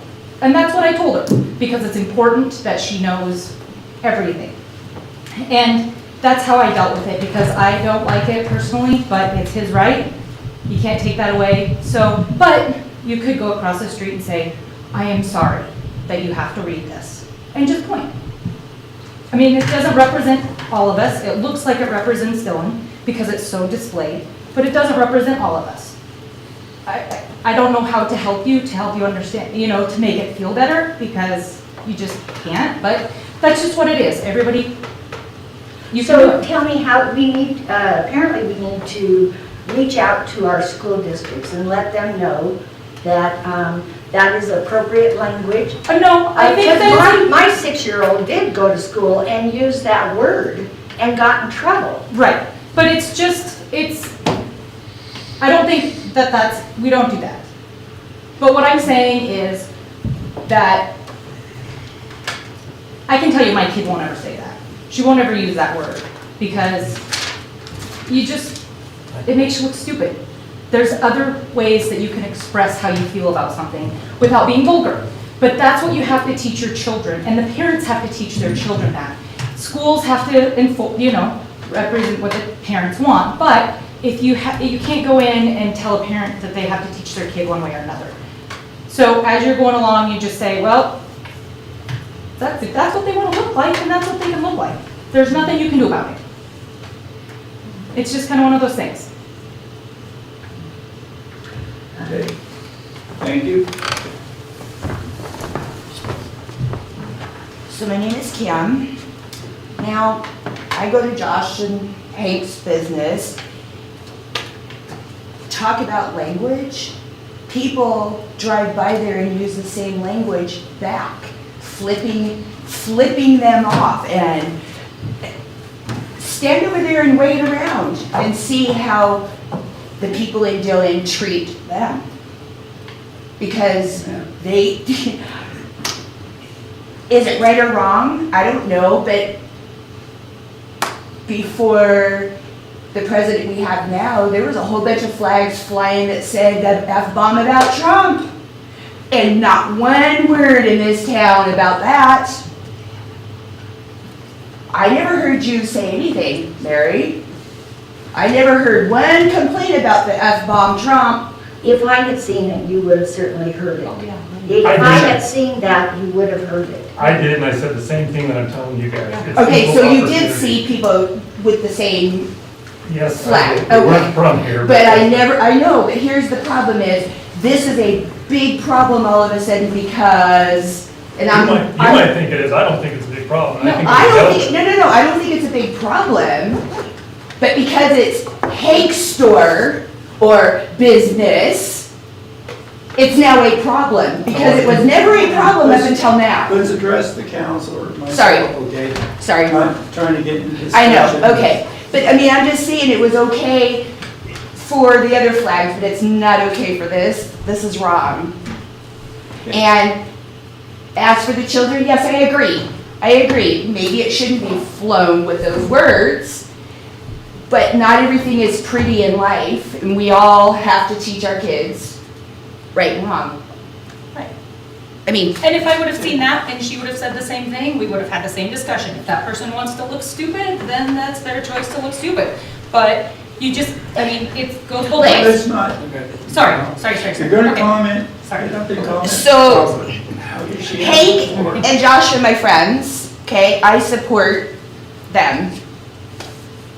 I just don't understand double standards because there was a whole bunch of stuff going on previous to this administration and it was never brought up. And now all of a sudden there's an issue. Okay, thank you. Any other comments? Let's try to limit it to some, not to have a 50-minute. We'll try to keep it around 5 minutes if we can. I was, Please. Not saying that you did, I'm not. My name's Hank Munzer, and so this controversy is because, you know, my son obviously put a flag up there that said F Biden on it, but it all got started when someone started flying a Trump flag in front of our shop protesting. So then my son decided to fly it. It's just freedom of speech. It's not something I would fly in my building or like that, but he decided to fly it, and that's his prerogative. And anyhow, after the police told him that it was his right to do so, because he was willing to challenge anyone, the police, anyone else, there's freedom of speech out there. And the police acknowledged that he had the right to do it and asked that he take it down. And Josh said he'd gladly do that, respectfully. But you know, it's gone on both sides of this political aisle. And it has to be pointed out that it's not okay for one side to do it, and then it's okay for the other. We do have freedom of speech, and I don't care if someone says something derogatory towards Trump. You know, it's their freedom of speech. But we turn into a huge controversy rather than having a discussion. And the real discussion is, you know, if it is our rights, which the officer told him it was, Josh decided to take it down out of respect. And I give Josh a lot of credit for that, considering how many people have gone by, flipped us off. He had some guy throw a rock at the building and a few other things, disrespectfully, and that shouldn't happen. But I have to tell you, as far as the community goes, we probably have one of the best communities anywhere in the country. If I were to put that building out anywhere else in the United States, it would have been either burned to the ground, it would either been vandalized or something. So that just tells you how good a community we have. But what's really sad is one person can tell another person they can't do something, rather than come over and have a discussion. You came over, Mary Jo Rourke, and you were very hostile along with your husband, and you demanded Josh to take it down. No, I didn't. You wouldn't even talk to me. I believe I You said, spoke I to ain't Josh. gonna talk to you, I'm gonna talk to your son. Well, it was his flag, he I told me. know, but you didn't even want to discuss it. You said, you already knew where I sit on my position and everything. So you already came in with a judgmental attitude. No one that comes in there that threatens or tells someone what to do is gonna gain respect from me or my son. But if we have a conversation, you know, which I can learn from people I disagree with, and then we can have a discussion as to why it happened, and so the community is aware of certain things. And I do care about our community, and I'm not out to try to drop F-bombs. That has nothing to do with me, and it's not something I would have flown, but my son did. And you gotta understand, there's kids that do this all the time. And in fact, one of the people that came and tried to rip it off his bike, almost knocked over his motorcycle. The police showed up. The guy that was there that did that, we could have pressed charges on him. We decided not to. I told the gentleman, I said, I understand tempers are high. Because of the political situation that's going on. And I don't know why people have to be ruthless and destroy things because they don't like it, because we don't do that. And yet I've been accused because I went to the Capitol of destroying things at the Capitol, which I didn't break or do anything, and yet I've been made a poster child, which is fine. And I consider it a badge of honor, actually, because I stood there and I supported my president and they let us into the Capitol. But yet those discussions aren't being had, and every time we discuss it or I show the videos of what happened that day, they pull it down on Facebook and everything else because they want to change the narrative rather than tell the truth. And that's what we need to get to, is the truth. We need to start respecting one another and caring for one another. I'm not here to create any controversies that intentionally do nothing more than make people upset other than to realize their opinion. And one of the persons that was upset, they came over and said, you should take that, and then she had F war on the back of her legs, and made that comment. And I thought, well, that's kind of ironic. And I agree, I don't like war either, but she used the same word. So there's no difference. I just want everyone to understand that these issues need to be brought, we need to start getting along, and come have a discussion with us, and not be hostile, we won't talk to anyone. That's all. Thank you.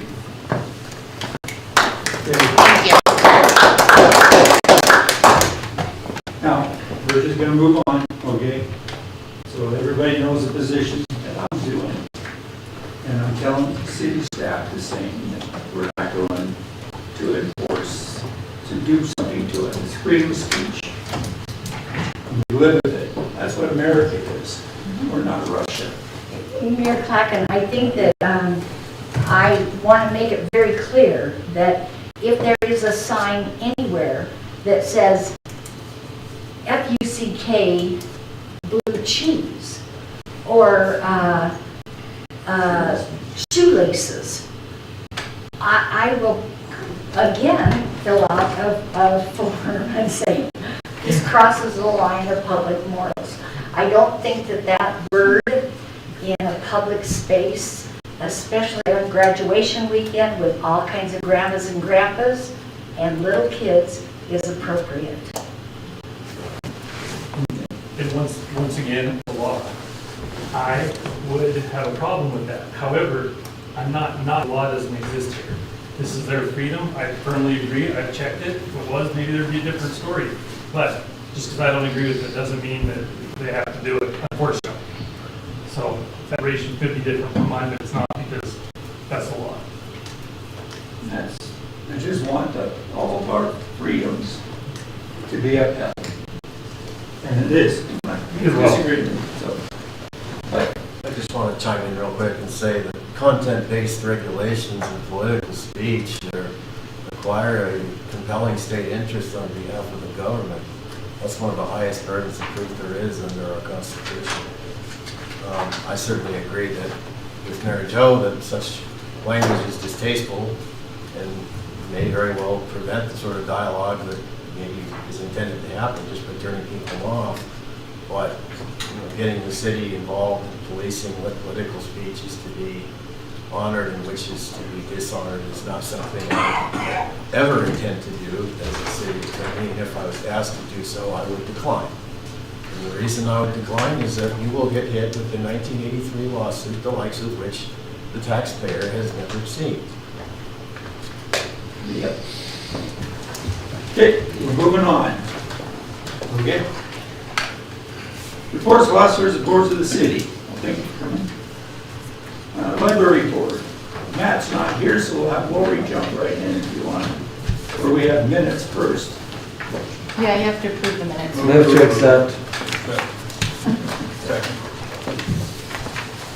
It's been moved by Cross, seconded by Raymond. Discussion.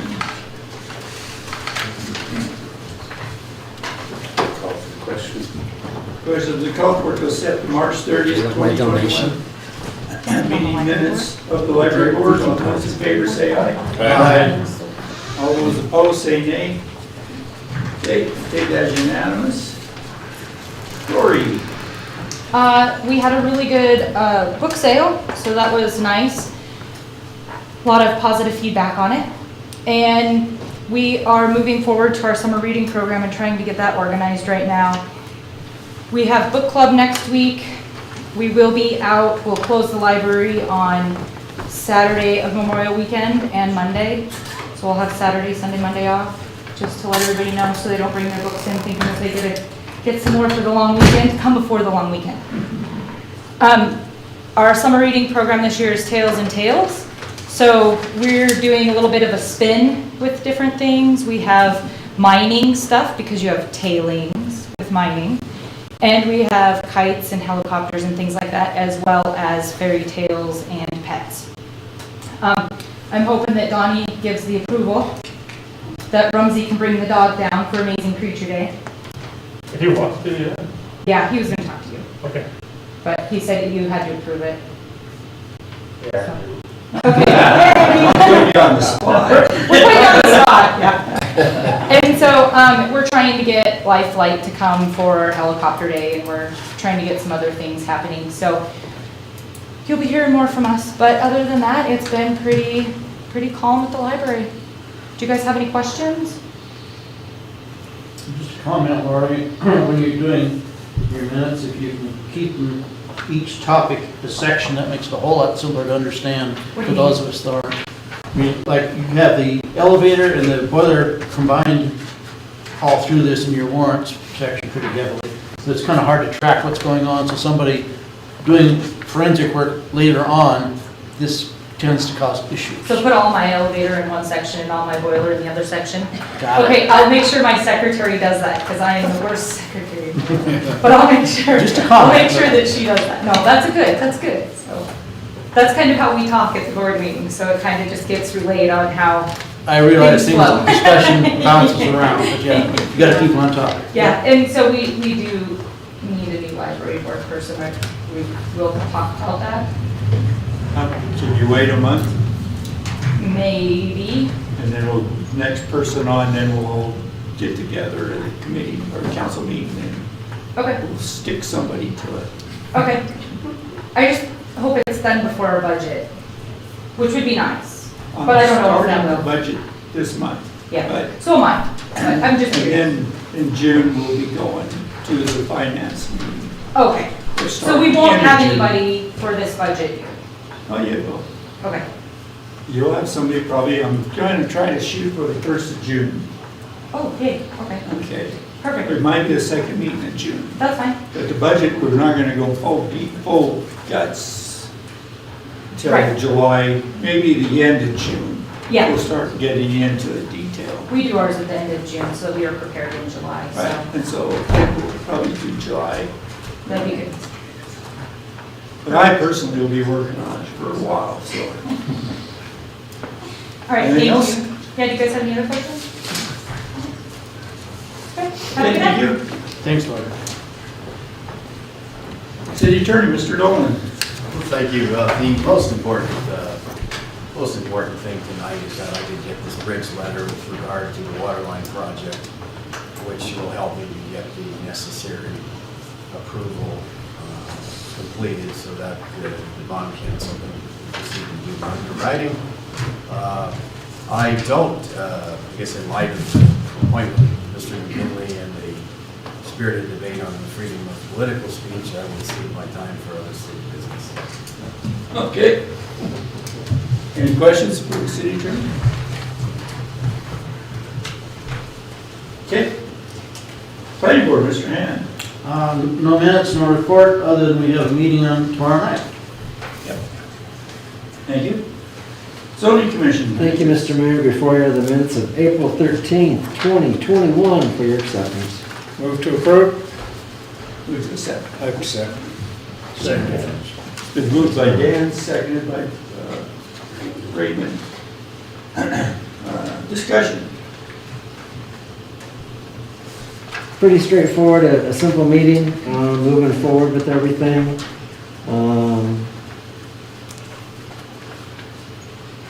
That concludes my report.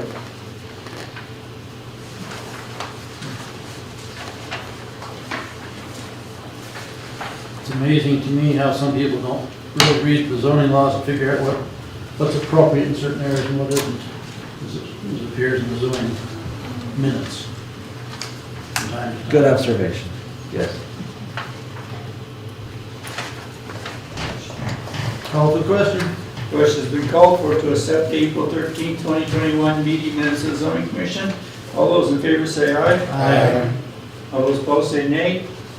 Take that as unanimous. Anything else? I think you said that we did. but- Okay, thank you. Director of Operations, Mr. Hazelbaker. Thank you, Mr. Mayor.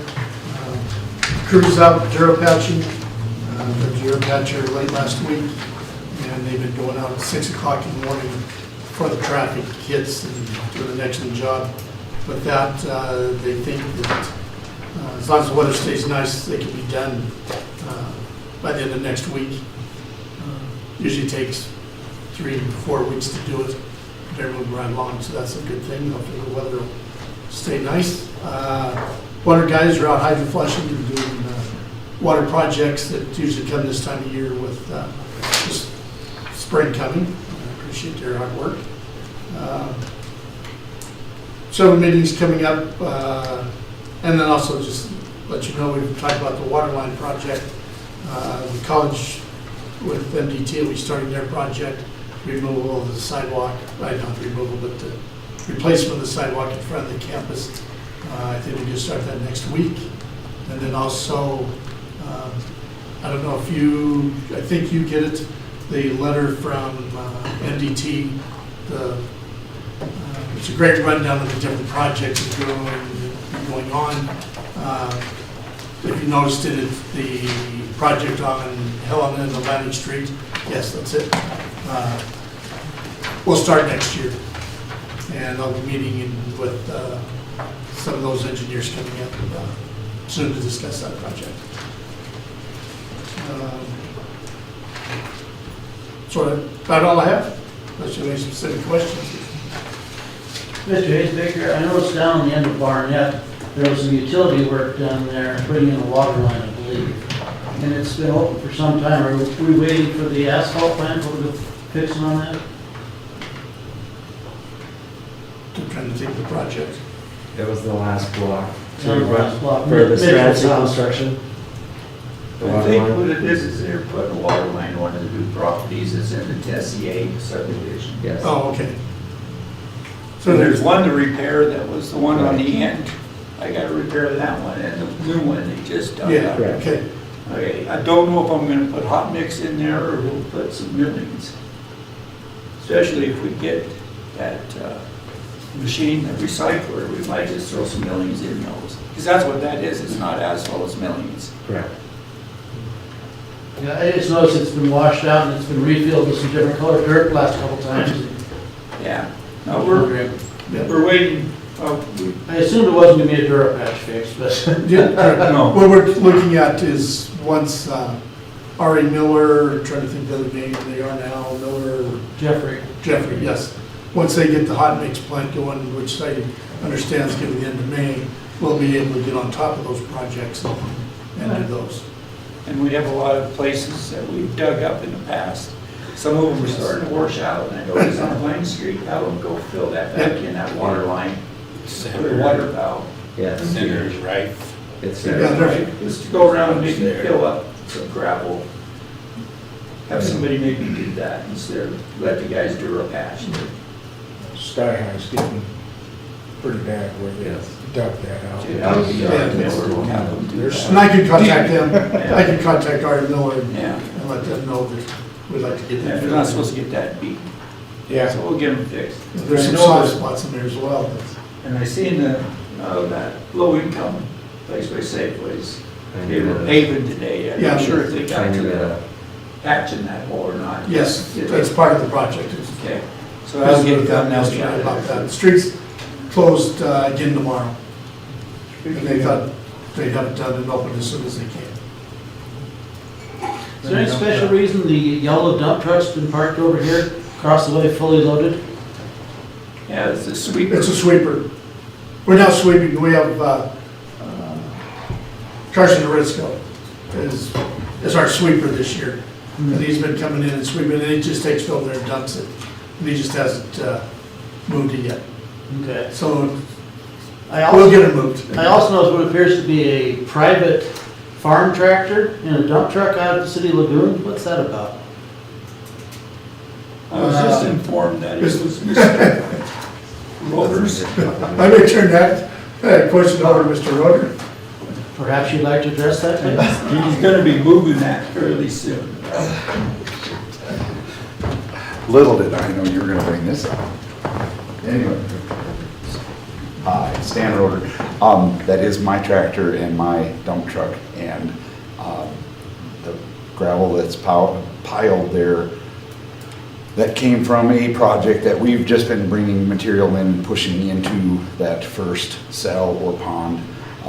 That gravel, I asked if I could possibly use that gravel on a personal project that I have.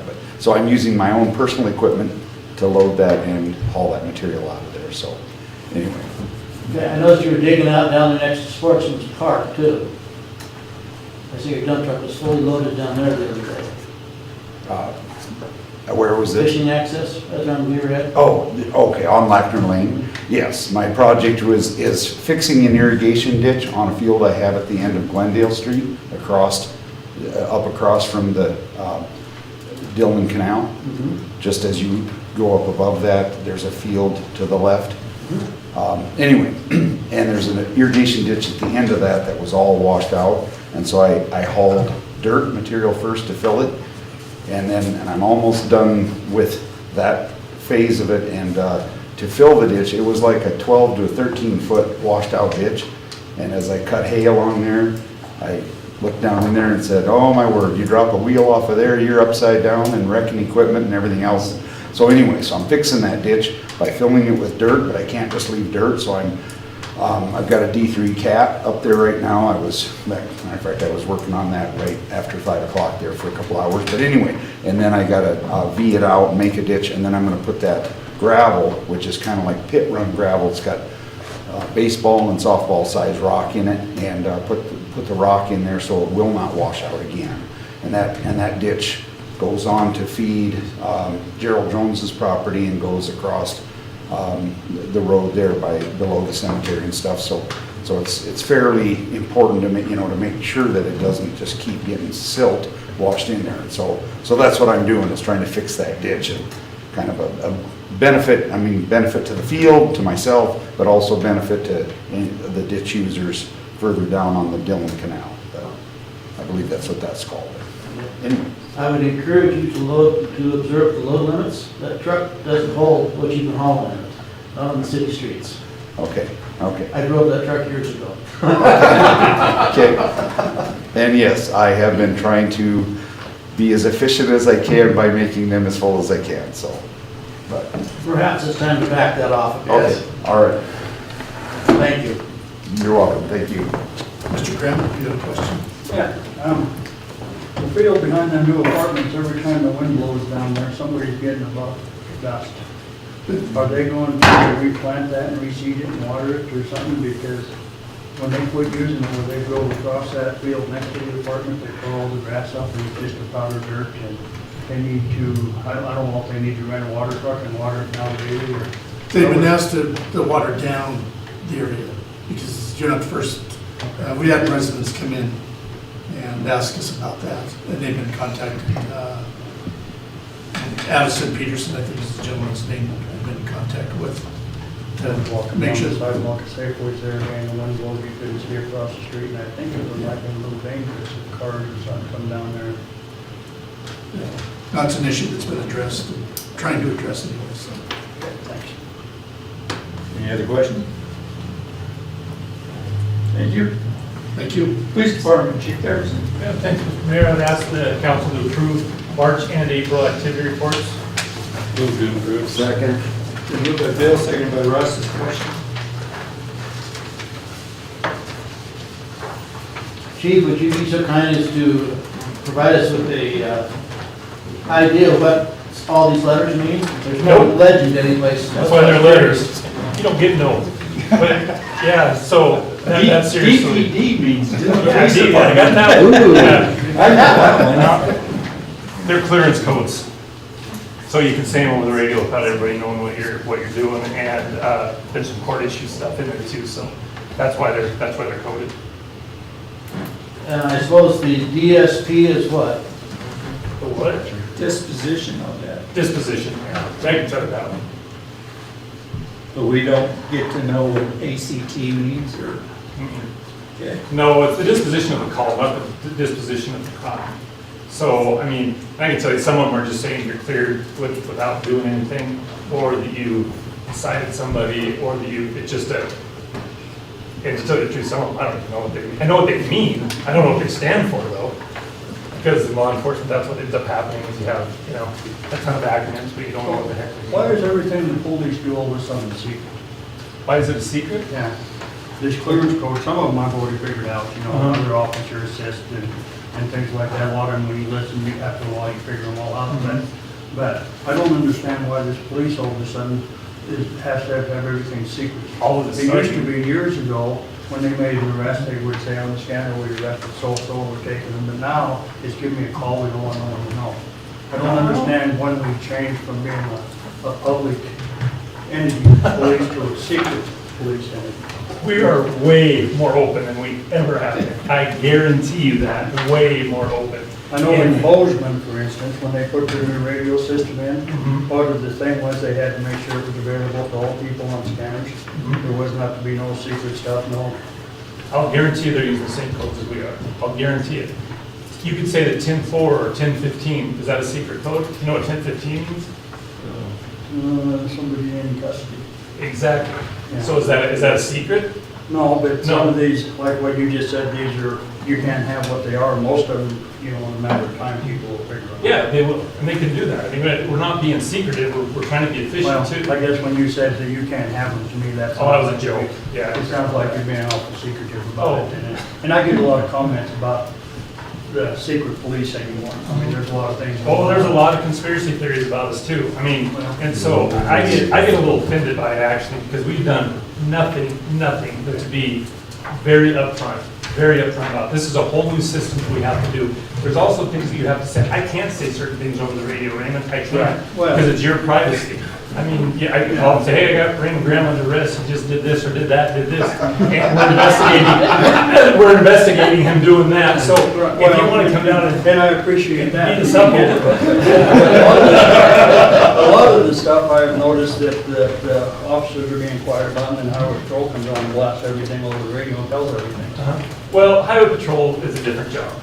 They are arresting people basically for DUIs and traffic offenses. They're not going and we can't call a victim. We don't want someone to know that there was a sexual assault at a certain address. Well, and that's not what Okay. I'm talking, I mean, I understand. Well, that's what some of this stuff is too. And so I can't do that, nor would I. And so everybody wants, I get it, everybody wants to know what the police department, and I put up with it, I dealt with it for 25 years, and I get it, there's, yeah. Oh, I choose to put up with it. No, I choose, well, I'm starting to get to a position I'm maybe not gonna, but, and these are the reasons why. And I guess you just got me to that, and I'm just gonna say this, is we have a duty for everybody, okay? Not just people in Scanland, not just victims, not just people that are suspects. We have to deal with suspects. And everybody has an opinion on how the police should do. And I will guarantee you, when you appoint a police officer, when you appoint a chief of police, you want them to be honest, you need to trust them, and I can tell you what, I am honest, and I'm integral, and I'm not hiding anything from anybody, but what's legally or safety for my officers. And that's what some of these are, safety for my officers. I don't like having to deal with when, oh, so-and-so's over there, so-and-so's over here. I know certain cops aren't like, well, that's where he's going. It sets him up for failure because people show up when they know that the cops are there, and I don't want violent people showing up where my officers are because they've arrested them in the past. It's a violent world. It is a violent world right now. And we're supposed to become, and you've seen everything on the news, we become less violent and less violent and less violent. We have to learn all these different things. We have to be social workers. We have to be ambulance attendants. We have to be officers. We have to be polite to people. We can't say certain things. We can't do certain things. And immediately when we do, we're sued or a case gets thrown out because of it. I cannot keep up. We cannot keep up with the stream that's going down this way. So we're doing the best we can. We're honest. We're ethical. We're integral. We're as open as we possibly can be. And I hope that you just take my word for it, Raymond, because I think you know me. And I think you know that I'm like that. And I hope that you do. And if you don't, well, that's certainly unfortunate. I just relaying what the public is telling me. And the public calls me all the time with it, and tell them to call me too, and I'll give them the same speech. Put it on the recording. That's where I'm at. Can I do the rest of my thing here? Oh, we got it. Okay. All those in favor of approving the March and April activity report of the police department, all say aye. Aye. All those opposed, say nay. Take as unanimous. Now you can finish. Thank you. Okay, so with that, I have a few things I want to touch on. The county attorney's office right now is it has some issues, health issues. The county attorney's come diagnosed with something, and I'm not going to specifically say because I don't think it's my place. However, he's out of the office. He's going to be out of the office for a while. About a month ago, the deputy county attorney resigned to do other things. So we're in a world of hurt. Sheriff Kraft and I have gotten together with other agencies, with other people, and our prosecutions are basically being put on the AG's office, the Attorney General's office, which is very nicely accepted a lot of our cases. We've had to bring people in from other counties to deal with our juvenile cases. We've had to bring people from different criminals. J.C. Simmons doing the misdemeanors that the county does, which we don't have to deal with because Jim does our misdemeanors. It's difficult, and our caseload is huge right now. It's huge. I think I looked at, I'm not even going to get into that, but anyways, with that being said too, there's a crime victim advocate that's located obviously out of the county's attorney's office. She's probably about 75% more victims than she was. She deals with any crime, any victim of crime, so with misdemeanors. She has to contact, and there's rules and regulations that she has to go through. So we're in direct contact with her all the time, and I just see that her grant funding was cut too, so that's probably going to come up at some point. We have officers in training right now. Eric Pedersen's at a training and drug training, and Jared Rumsey's at another dog training to keep his certification up. And Randy Braddock, who's the law enforcement liaison, has had to step in again and really do a lot of this stuff because the communication, you know, and the paperwork and everything that goes between the county attorney's office and our office now is shifted because of the health issue over there. And she's going to a free training. She was offered we applied for her to get a scholarship to go to a training, and what it is, it's a forensic interviewing training. It sounds really cool because it is. She's not a sworn officer, and sworn officers can do forensic interviewing. Forensic interviewing, what it is it interviews small children that have been victims or possible suspects because they do reoffend, or individuals that have witnessed a crime.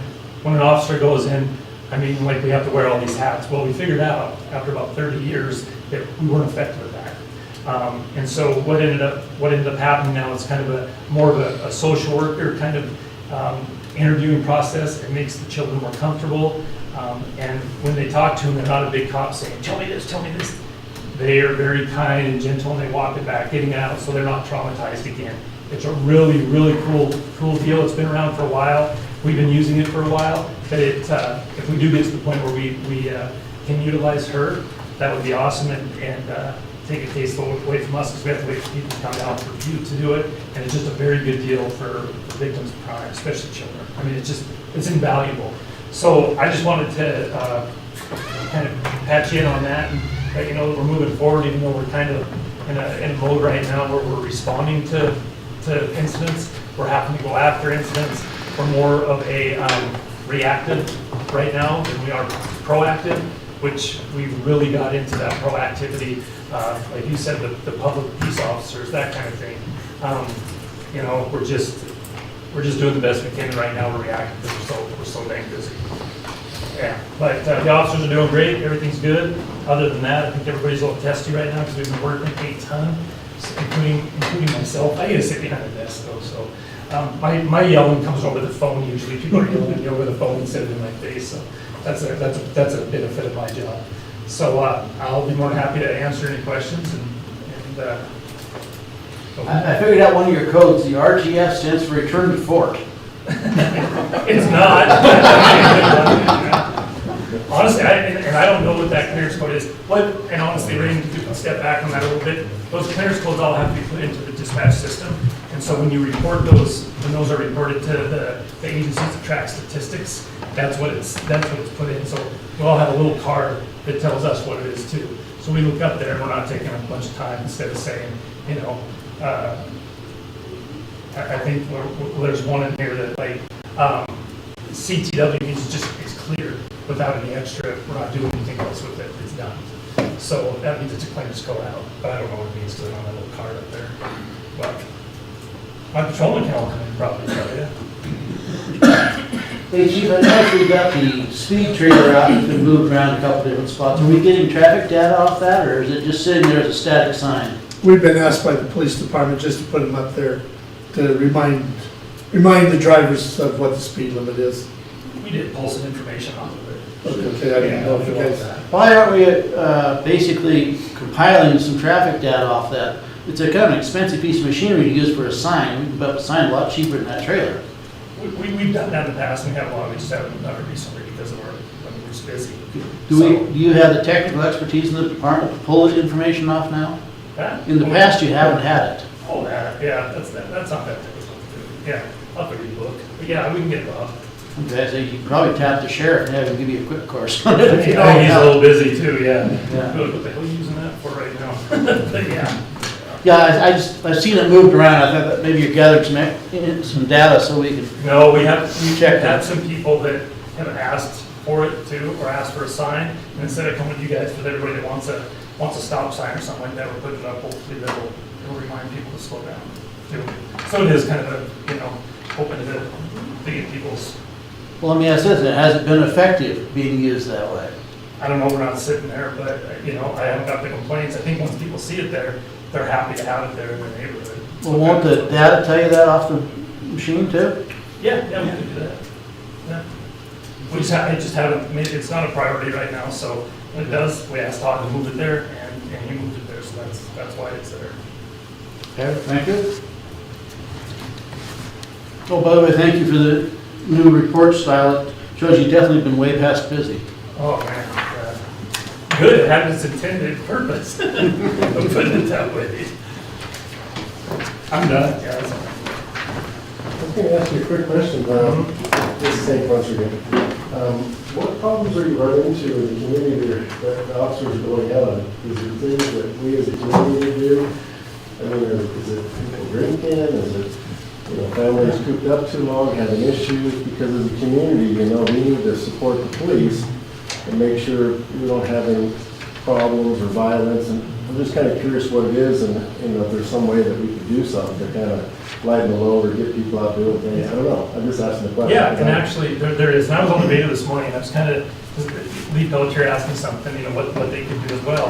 And I would say, please ask you to do something, in a situation, because what happens is these are all consuming, when you go, even just something simple like a fight. When you go to a fight, you think you're dealing with two people, well, you're not, You're dealing with everything that goes around, so you have one cop show up to fight, you got 15 people that witnessed it, but you got 7 on one side, you got 8 on the other side, they're drunk, and nobody saw the start of it, but they all got something to say, and then you turn around and say, knock it off, I'm taking, and then they're F you, and they're converging on you, So and is it that's mostly getting drinking worse. then, you think? Well, I think it's drinking related, I think a lot of it is, but, and we have a ton of sexual assaults, and I'm pulling my hair out about the sexual assaults because they take so much time to investigate, and there's so much at risk, and it's so traumatic for people. And is this happening at bars or other places? Other places, but there is drinking involved, they go home. Is it at the bars or at the homes? I'm just kind of curious. Yeah. It's both. So, as a community, what could we do to lighten your guys' load or intervene or maybe have people around helping people to kind of prevent these things from happening? Be a good witness, and yes, prevent things from happening. I think it's, a lot of sexual assaults, we always say, well, it doesn't, it happens to men and women. It does. However, it does, at an exponential amount happen to women more, and young women as well, so there's always drinking involved. But I think it's on the males to go out there and make sure you're watching out for that. Make sure if you're seeing signs, because we all see signs. I was in college, you see signs of a guy that's creeping out somebody or that's doing something, and they're walking home. Make sure that you're looking out for those females as well. I think that's our responsibility as males too. Look out for your friends. Make sure they're not going with somebody that's, See, I don't frequent any bars. I usually don't hang around them, but I'm just curious how, people can intervene and how we can help and start working with the community. Because I think the biggest thing that we're seeing right now is we've been locked up, people are cooped up. I think people they don't have anyone to talk to, go out and do things with. There's a lot of those social issues going on. I think we need to kind of break the ice. People are lonely. Well, I think you can see from my response tonight is I'm both able to cooped up. So, yes. Well, so I want to figure out ways to help. It's not knowing what the problem is because I'm not in that area. Working all the time doing things. And my guys are extremely tired right now. We haven't been able to take a lot of time off due to we have a National Guard commitment. There's a lot going on, and so it's difficult for us. But I honestly think if I can look at the good side of it, because I think people are reporting more, which is a positive. I think that stigma of sexual assault is still there, and it's very, very difficult because what happens to rape victims when they're on trial. Everybody sees it. So do you think it's a good idea maybe have a group of people from time to time going around to the bars walking in and out, talking to people, Well, that's that what are we kind of do. outsiders, does that kind of help? And yeah, I think so, and that's what we do, but I do think that our public policing, the way we're kind of doing our job and being in contact, this victim advocate is, I mean, priceless. She's awesome, because we used to have to deal with all that. We would have to deal with the victim afterwards and deal with all that while we're trying to do our investigation. And, you know, because there's laws that mandate that we perform certain things for the victims. We give them certain things. They have to be notified of rights that they have. I mean, it's a long process. See, I honestly believe we're having a lot of crises going on, it's gonna get a little worse, but I really believe that things are gonna start getting better, and people are gonna start getting involved in the communities, because they're starting to see all the problems. We just gotta figure out what they are, so we can start getting involved and do things. Because a lot of us are just kinda like, we don't wanna get involved. But I think that has changed. Thank you. You can talk to me. Yeah. Talk afterwards. Thanks. Anything else? Thank you. Fire Chief, BJ Closey. Well, thank you, Mr. Mayor, with the risk of being frank, I don't have anything unless you have questions for me. That's in my report. Any questions for him? Okay, thank you. City Clerk, but she's not here. City Treasurer, Ms. Kip. Thank you, Mr. Mayor. In your packets, you have the cash summary report for March 2021, the bank reconciliation report for March 2021, and the Stockman Bank collateral report, and I asked for your approval. Move to. Second. Moved by Dan, seconded by Russ. Discussion?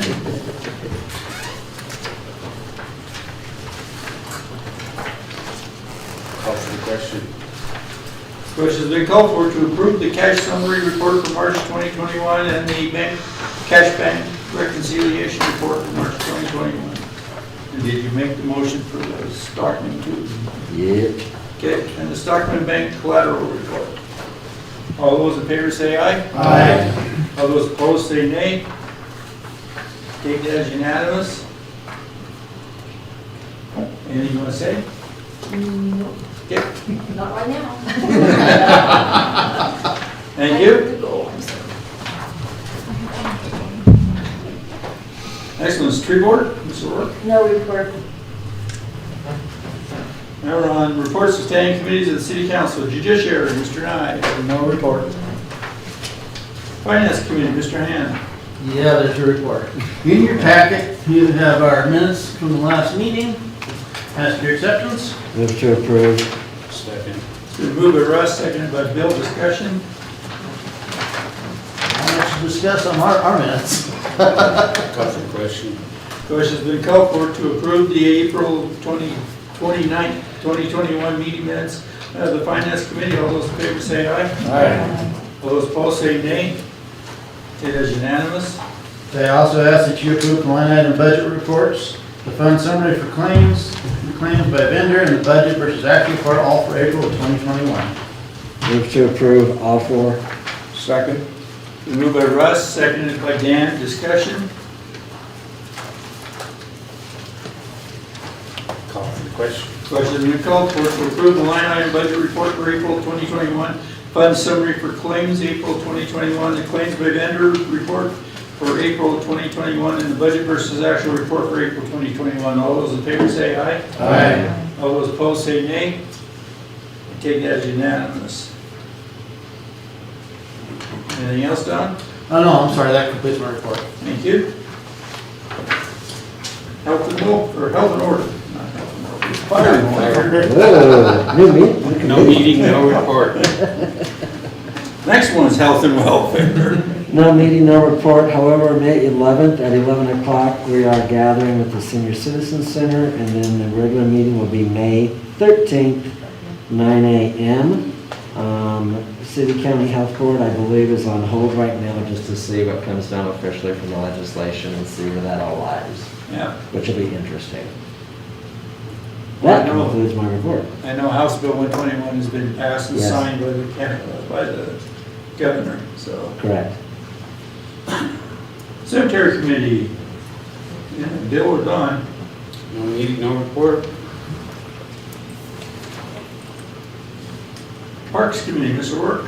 No meeting, no report. Thank you. City Hall, Mr. Grant. No meeting, no report. Street and Alley, Mr. Nye. No meeting, no report. Water and Sewer, Mr. Hand. Sorry, I blew the system again. Before you in your packet are a copy of our minutes from our last meeting. Ask for your acceptance. Move to approve. Second. It's been moved by Russ, seconded by Bill. Discussion.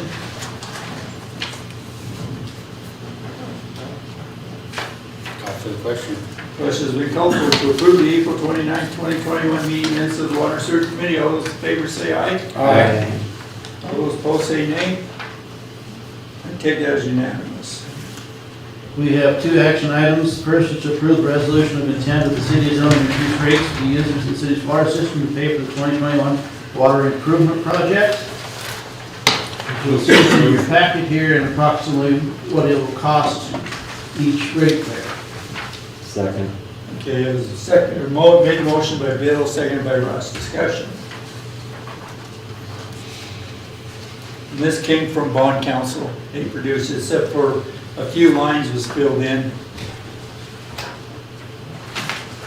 Like how much and that.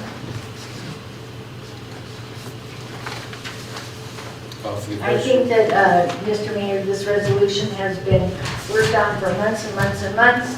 It answers a particular problem. It's had input from everybody under the sun. It's really good public policy. I hope that we approve this. Okay? Call for the question.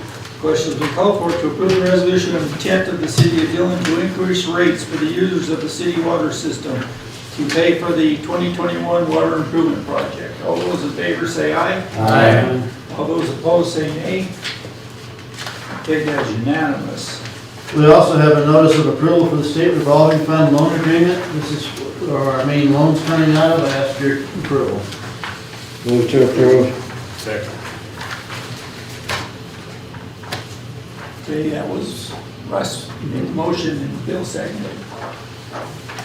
Yeah, this is more, you still have a chance. This is not really accepting the loan. This is accepting that they gave you the approval. Okay, you still will see the resolutions to do the actual bond in that. But this shows you what you'll be paying, or the city will be paying. You know, the principal and the interest, the actual, how much the principal amount was in that. So, seen it before, that this answers. And then also there's a draft of the budget we've been working on. And this, I put this into the budget that we're amending. So this budget reflects, or our budget that we're amending reflects this budget for those funds.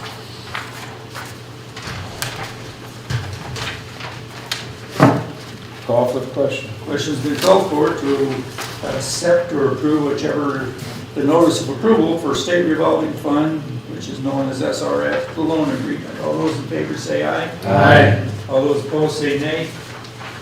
We take that as unanimous. As you can see, we're moving ahead with the water and sewer project. It's going to be a major project and a good advancement for the city in the years to come. That completes my report. Okay, thank you. Last item, public comment on items of significant public interest not on the agenda and within the jurisdiction of the city.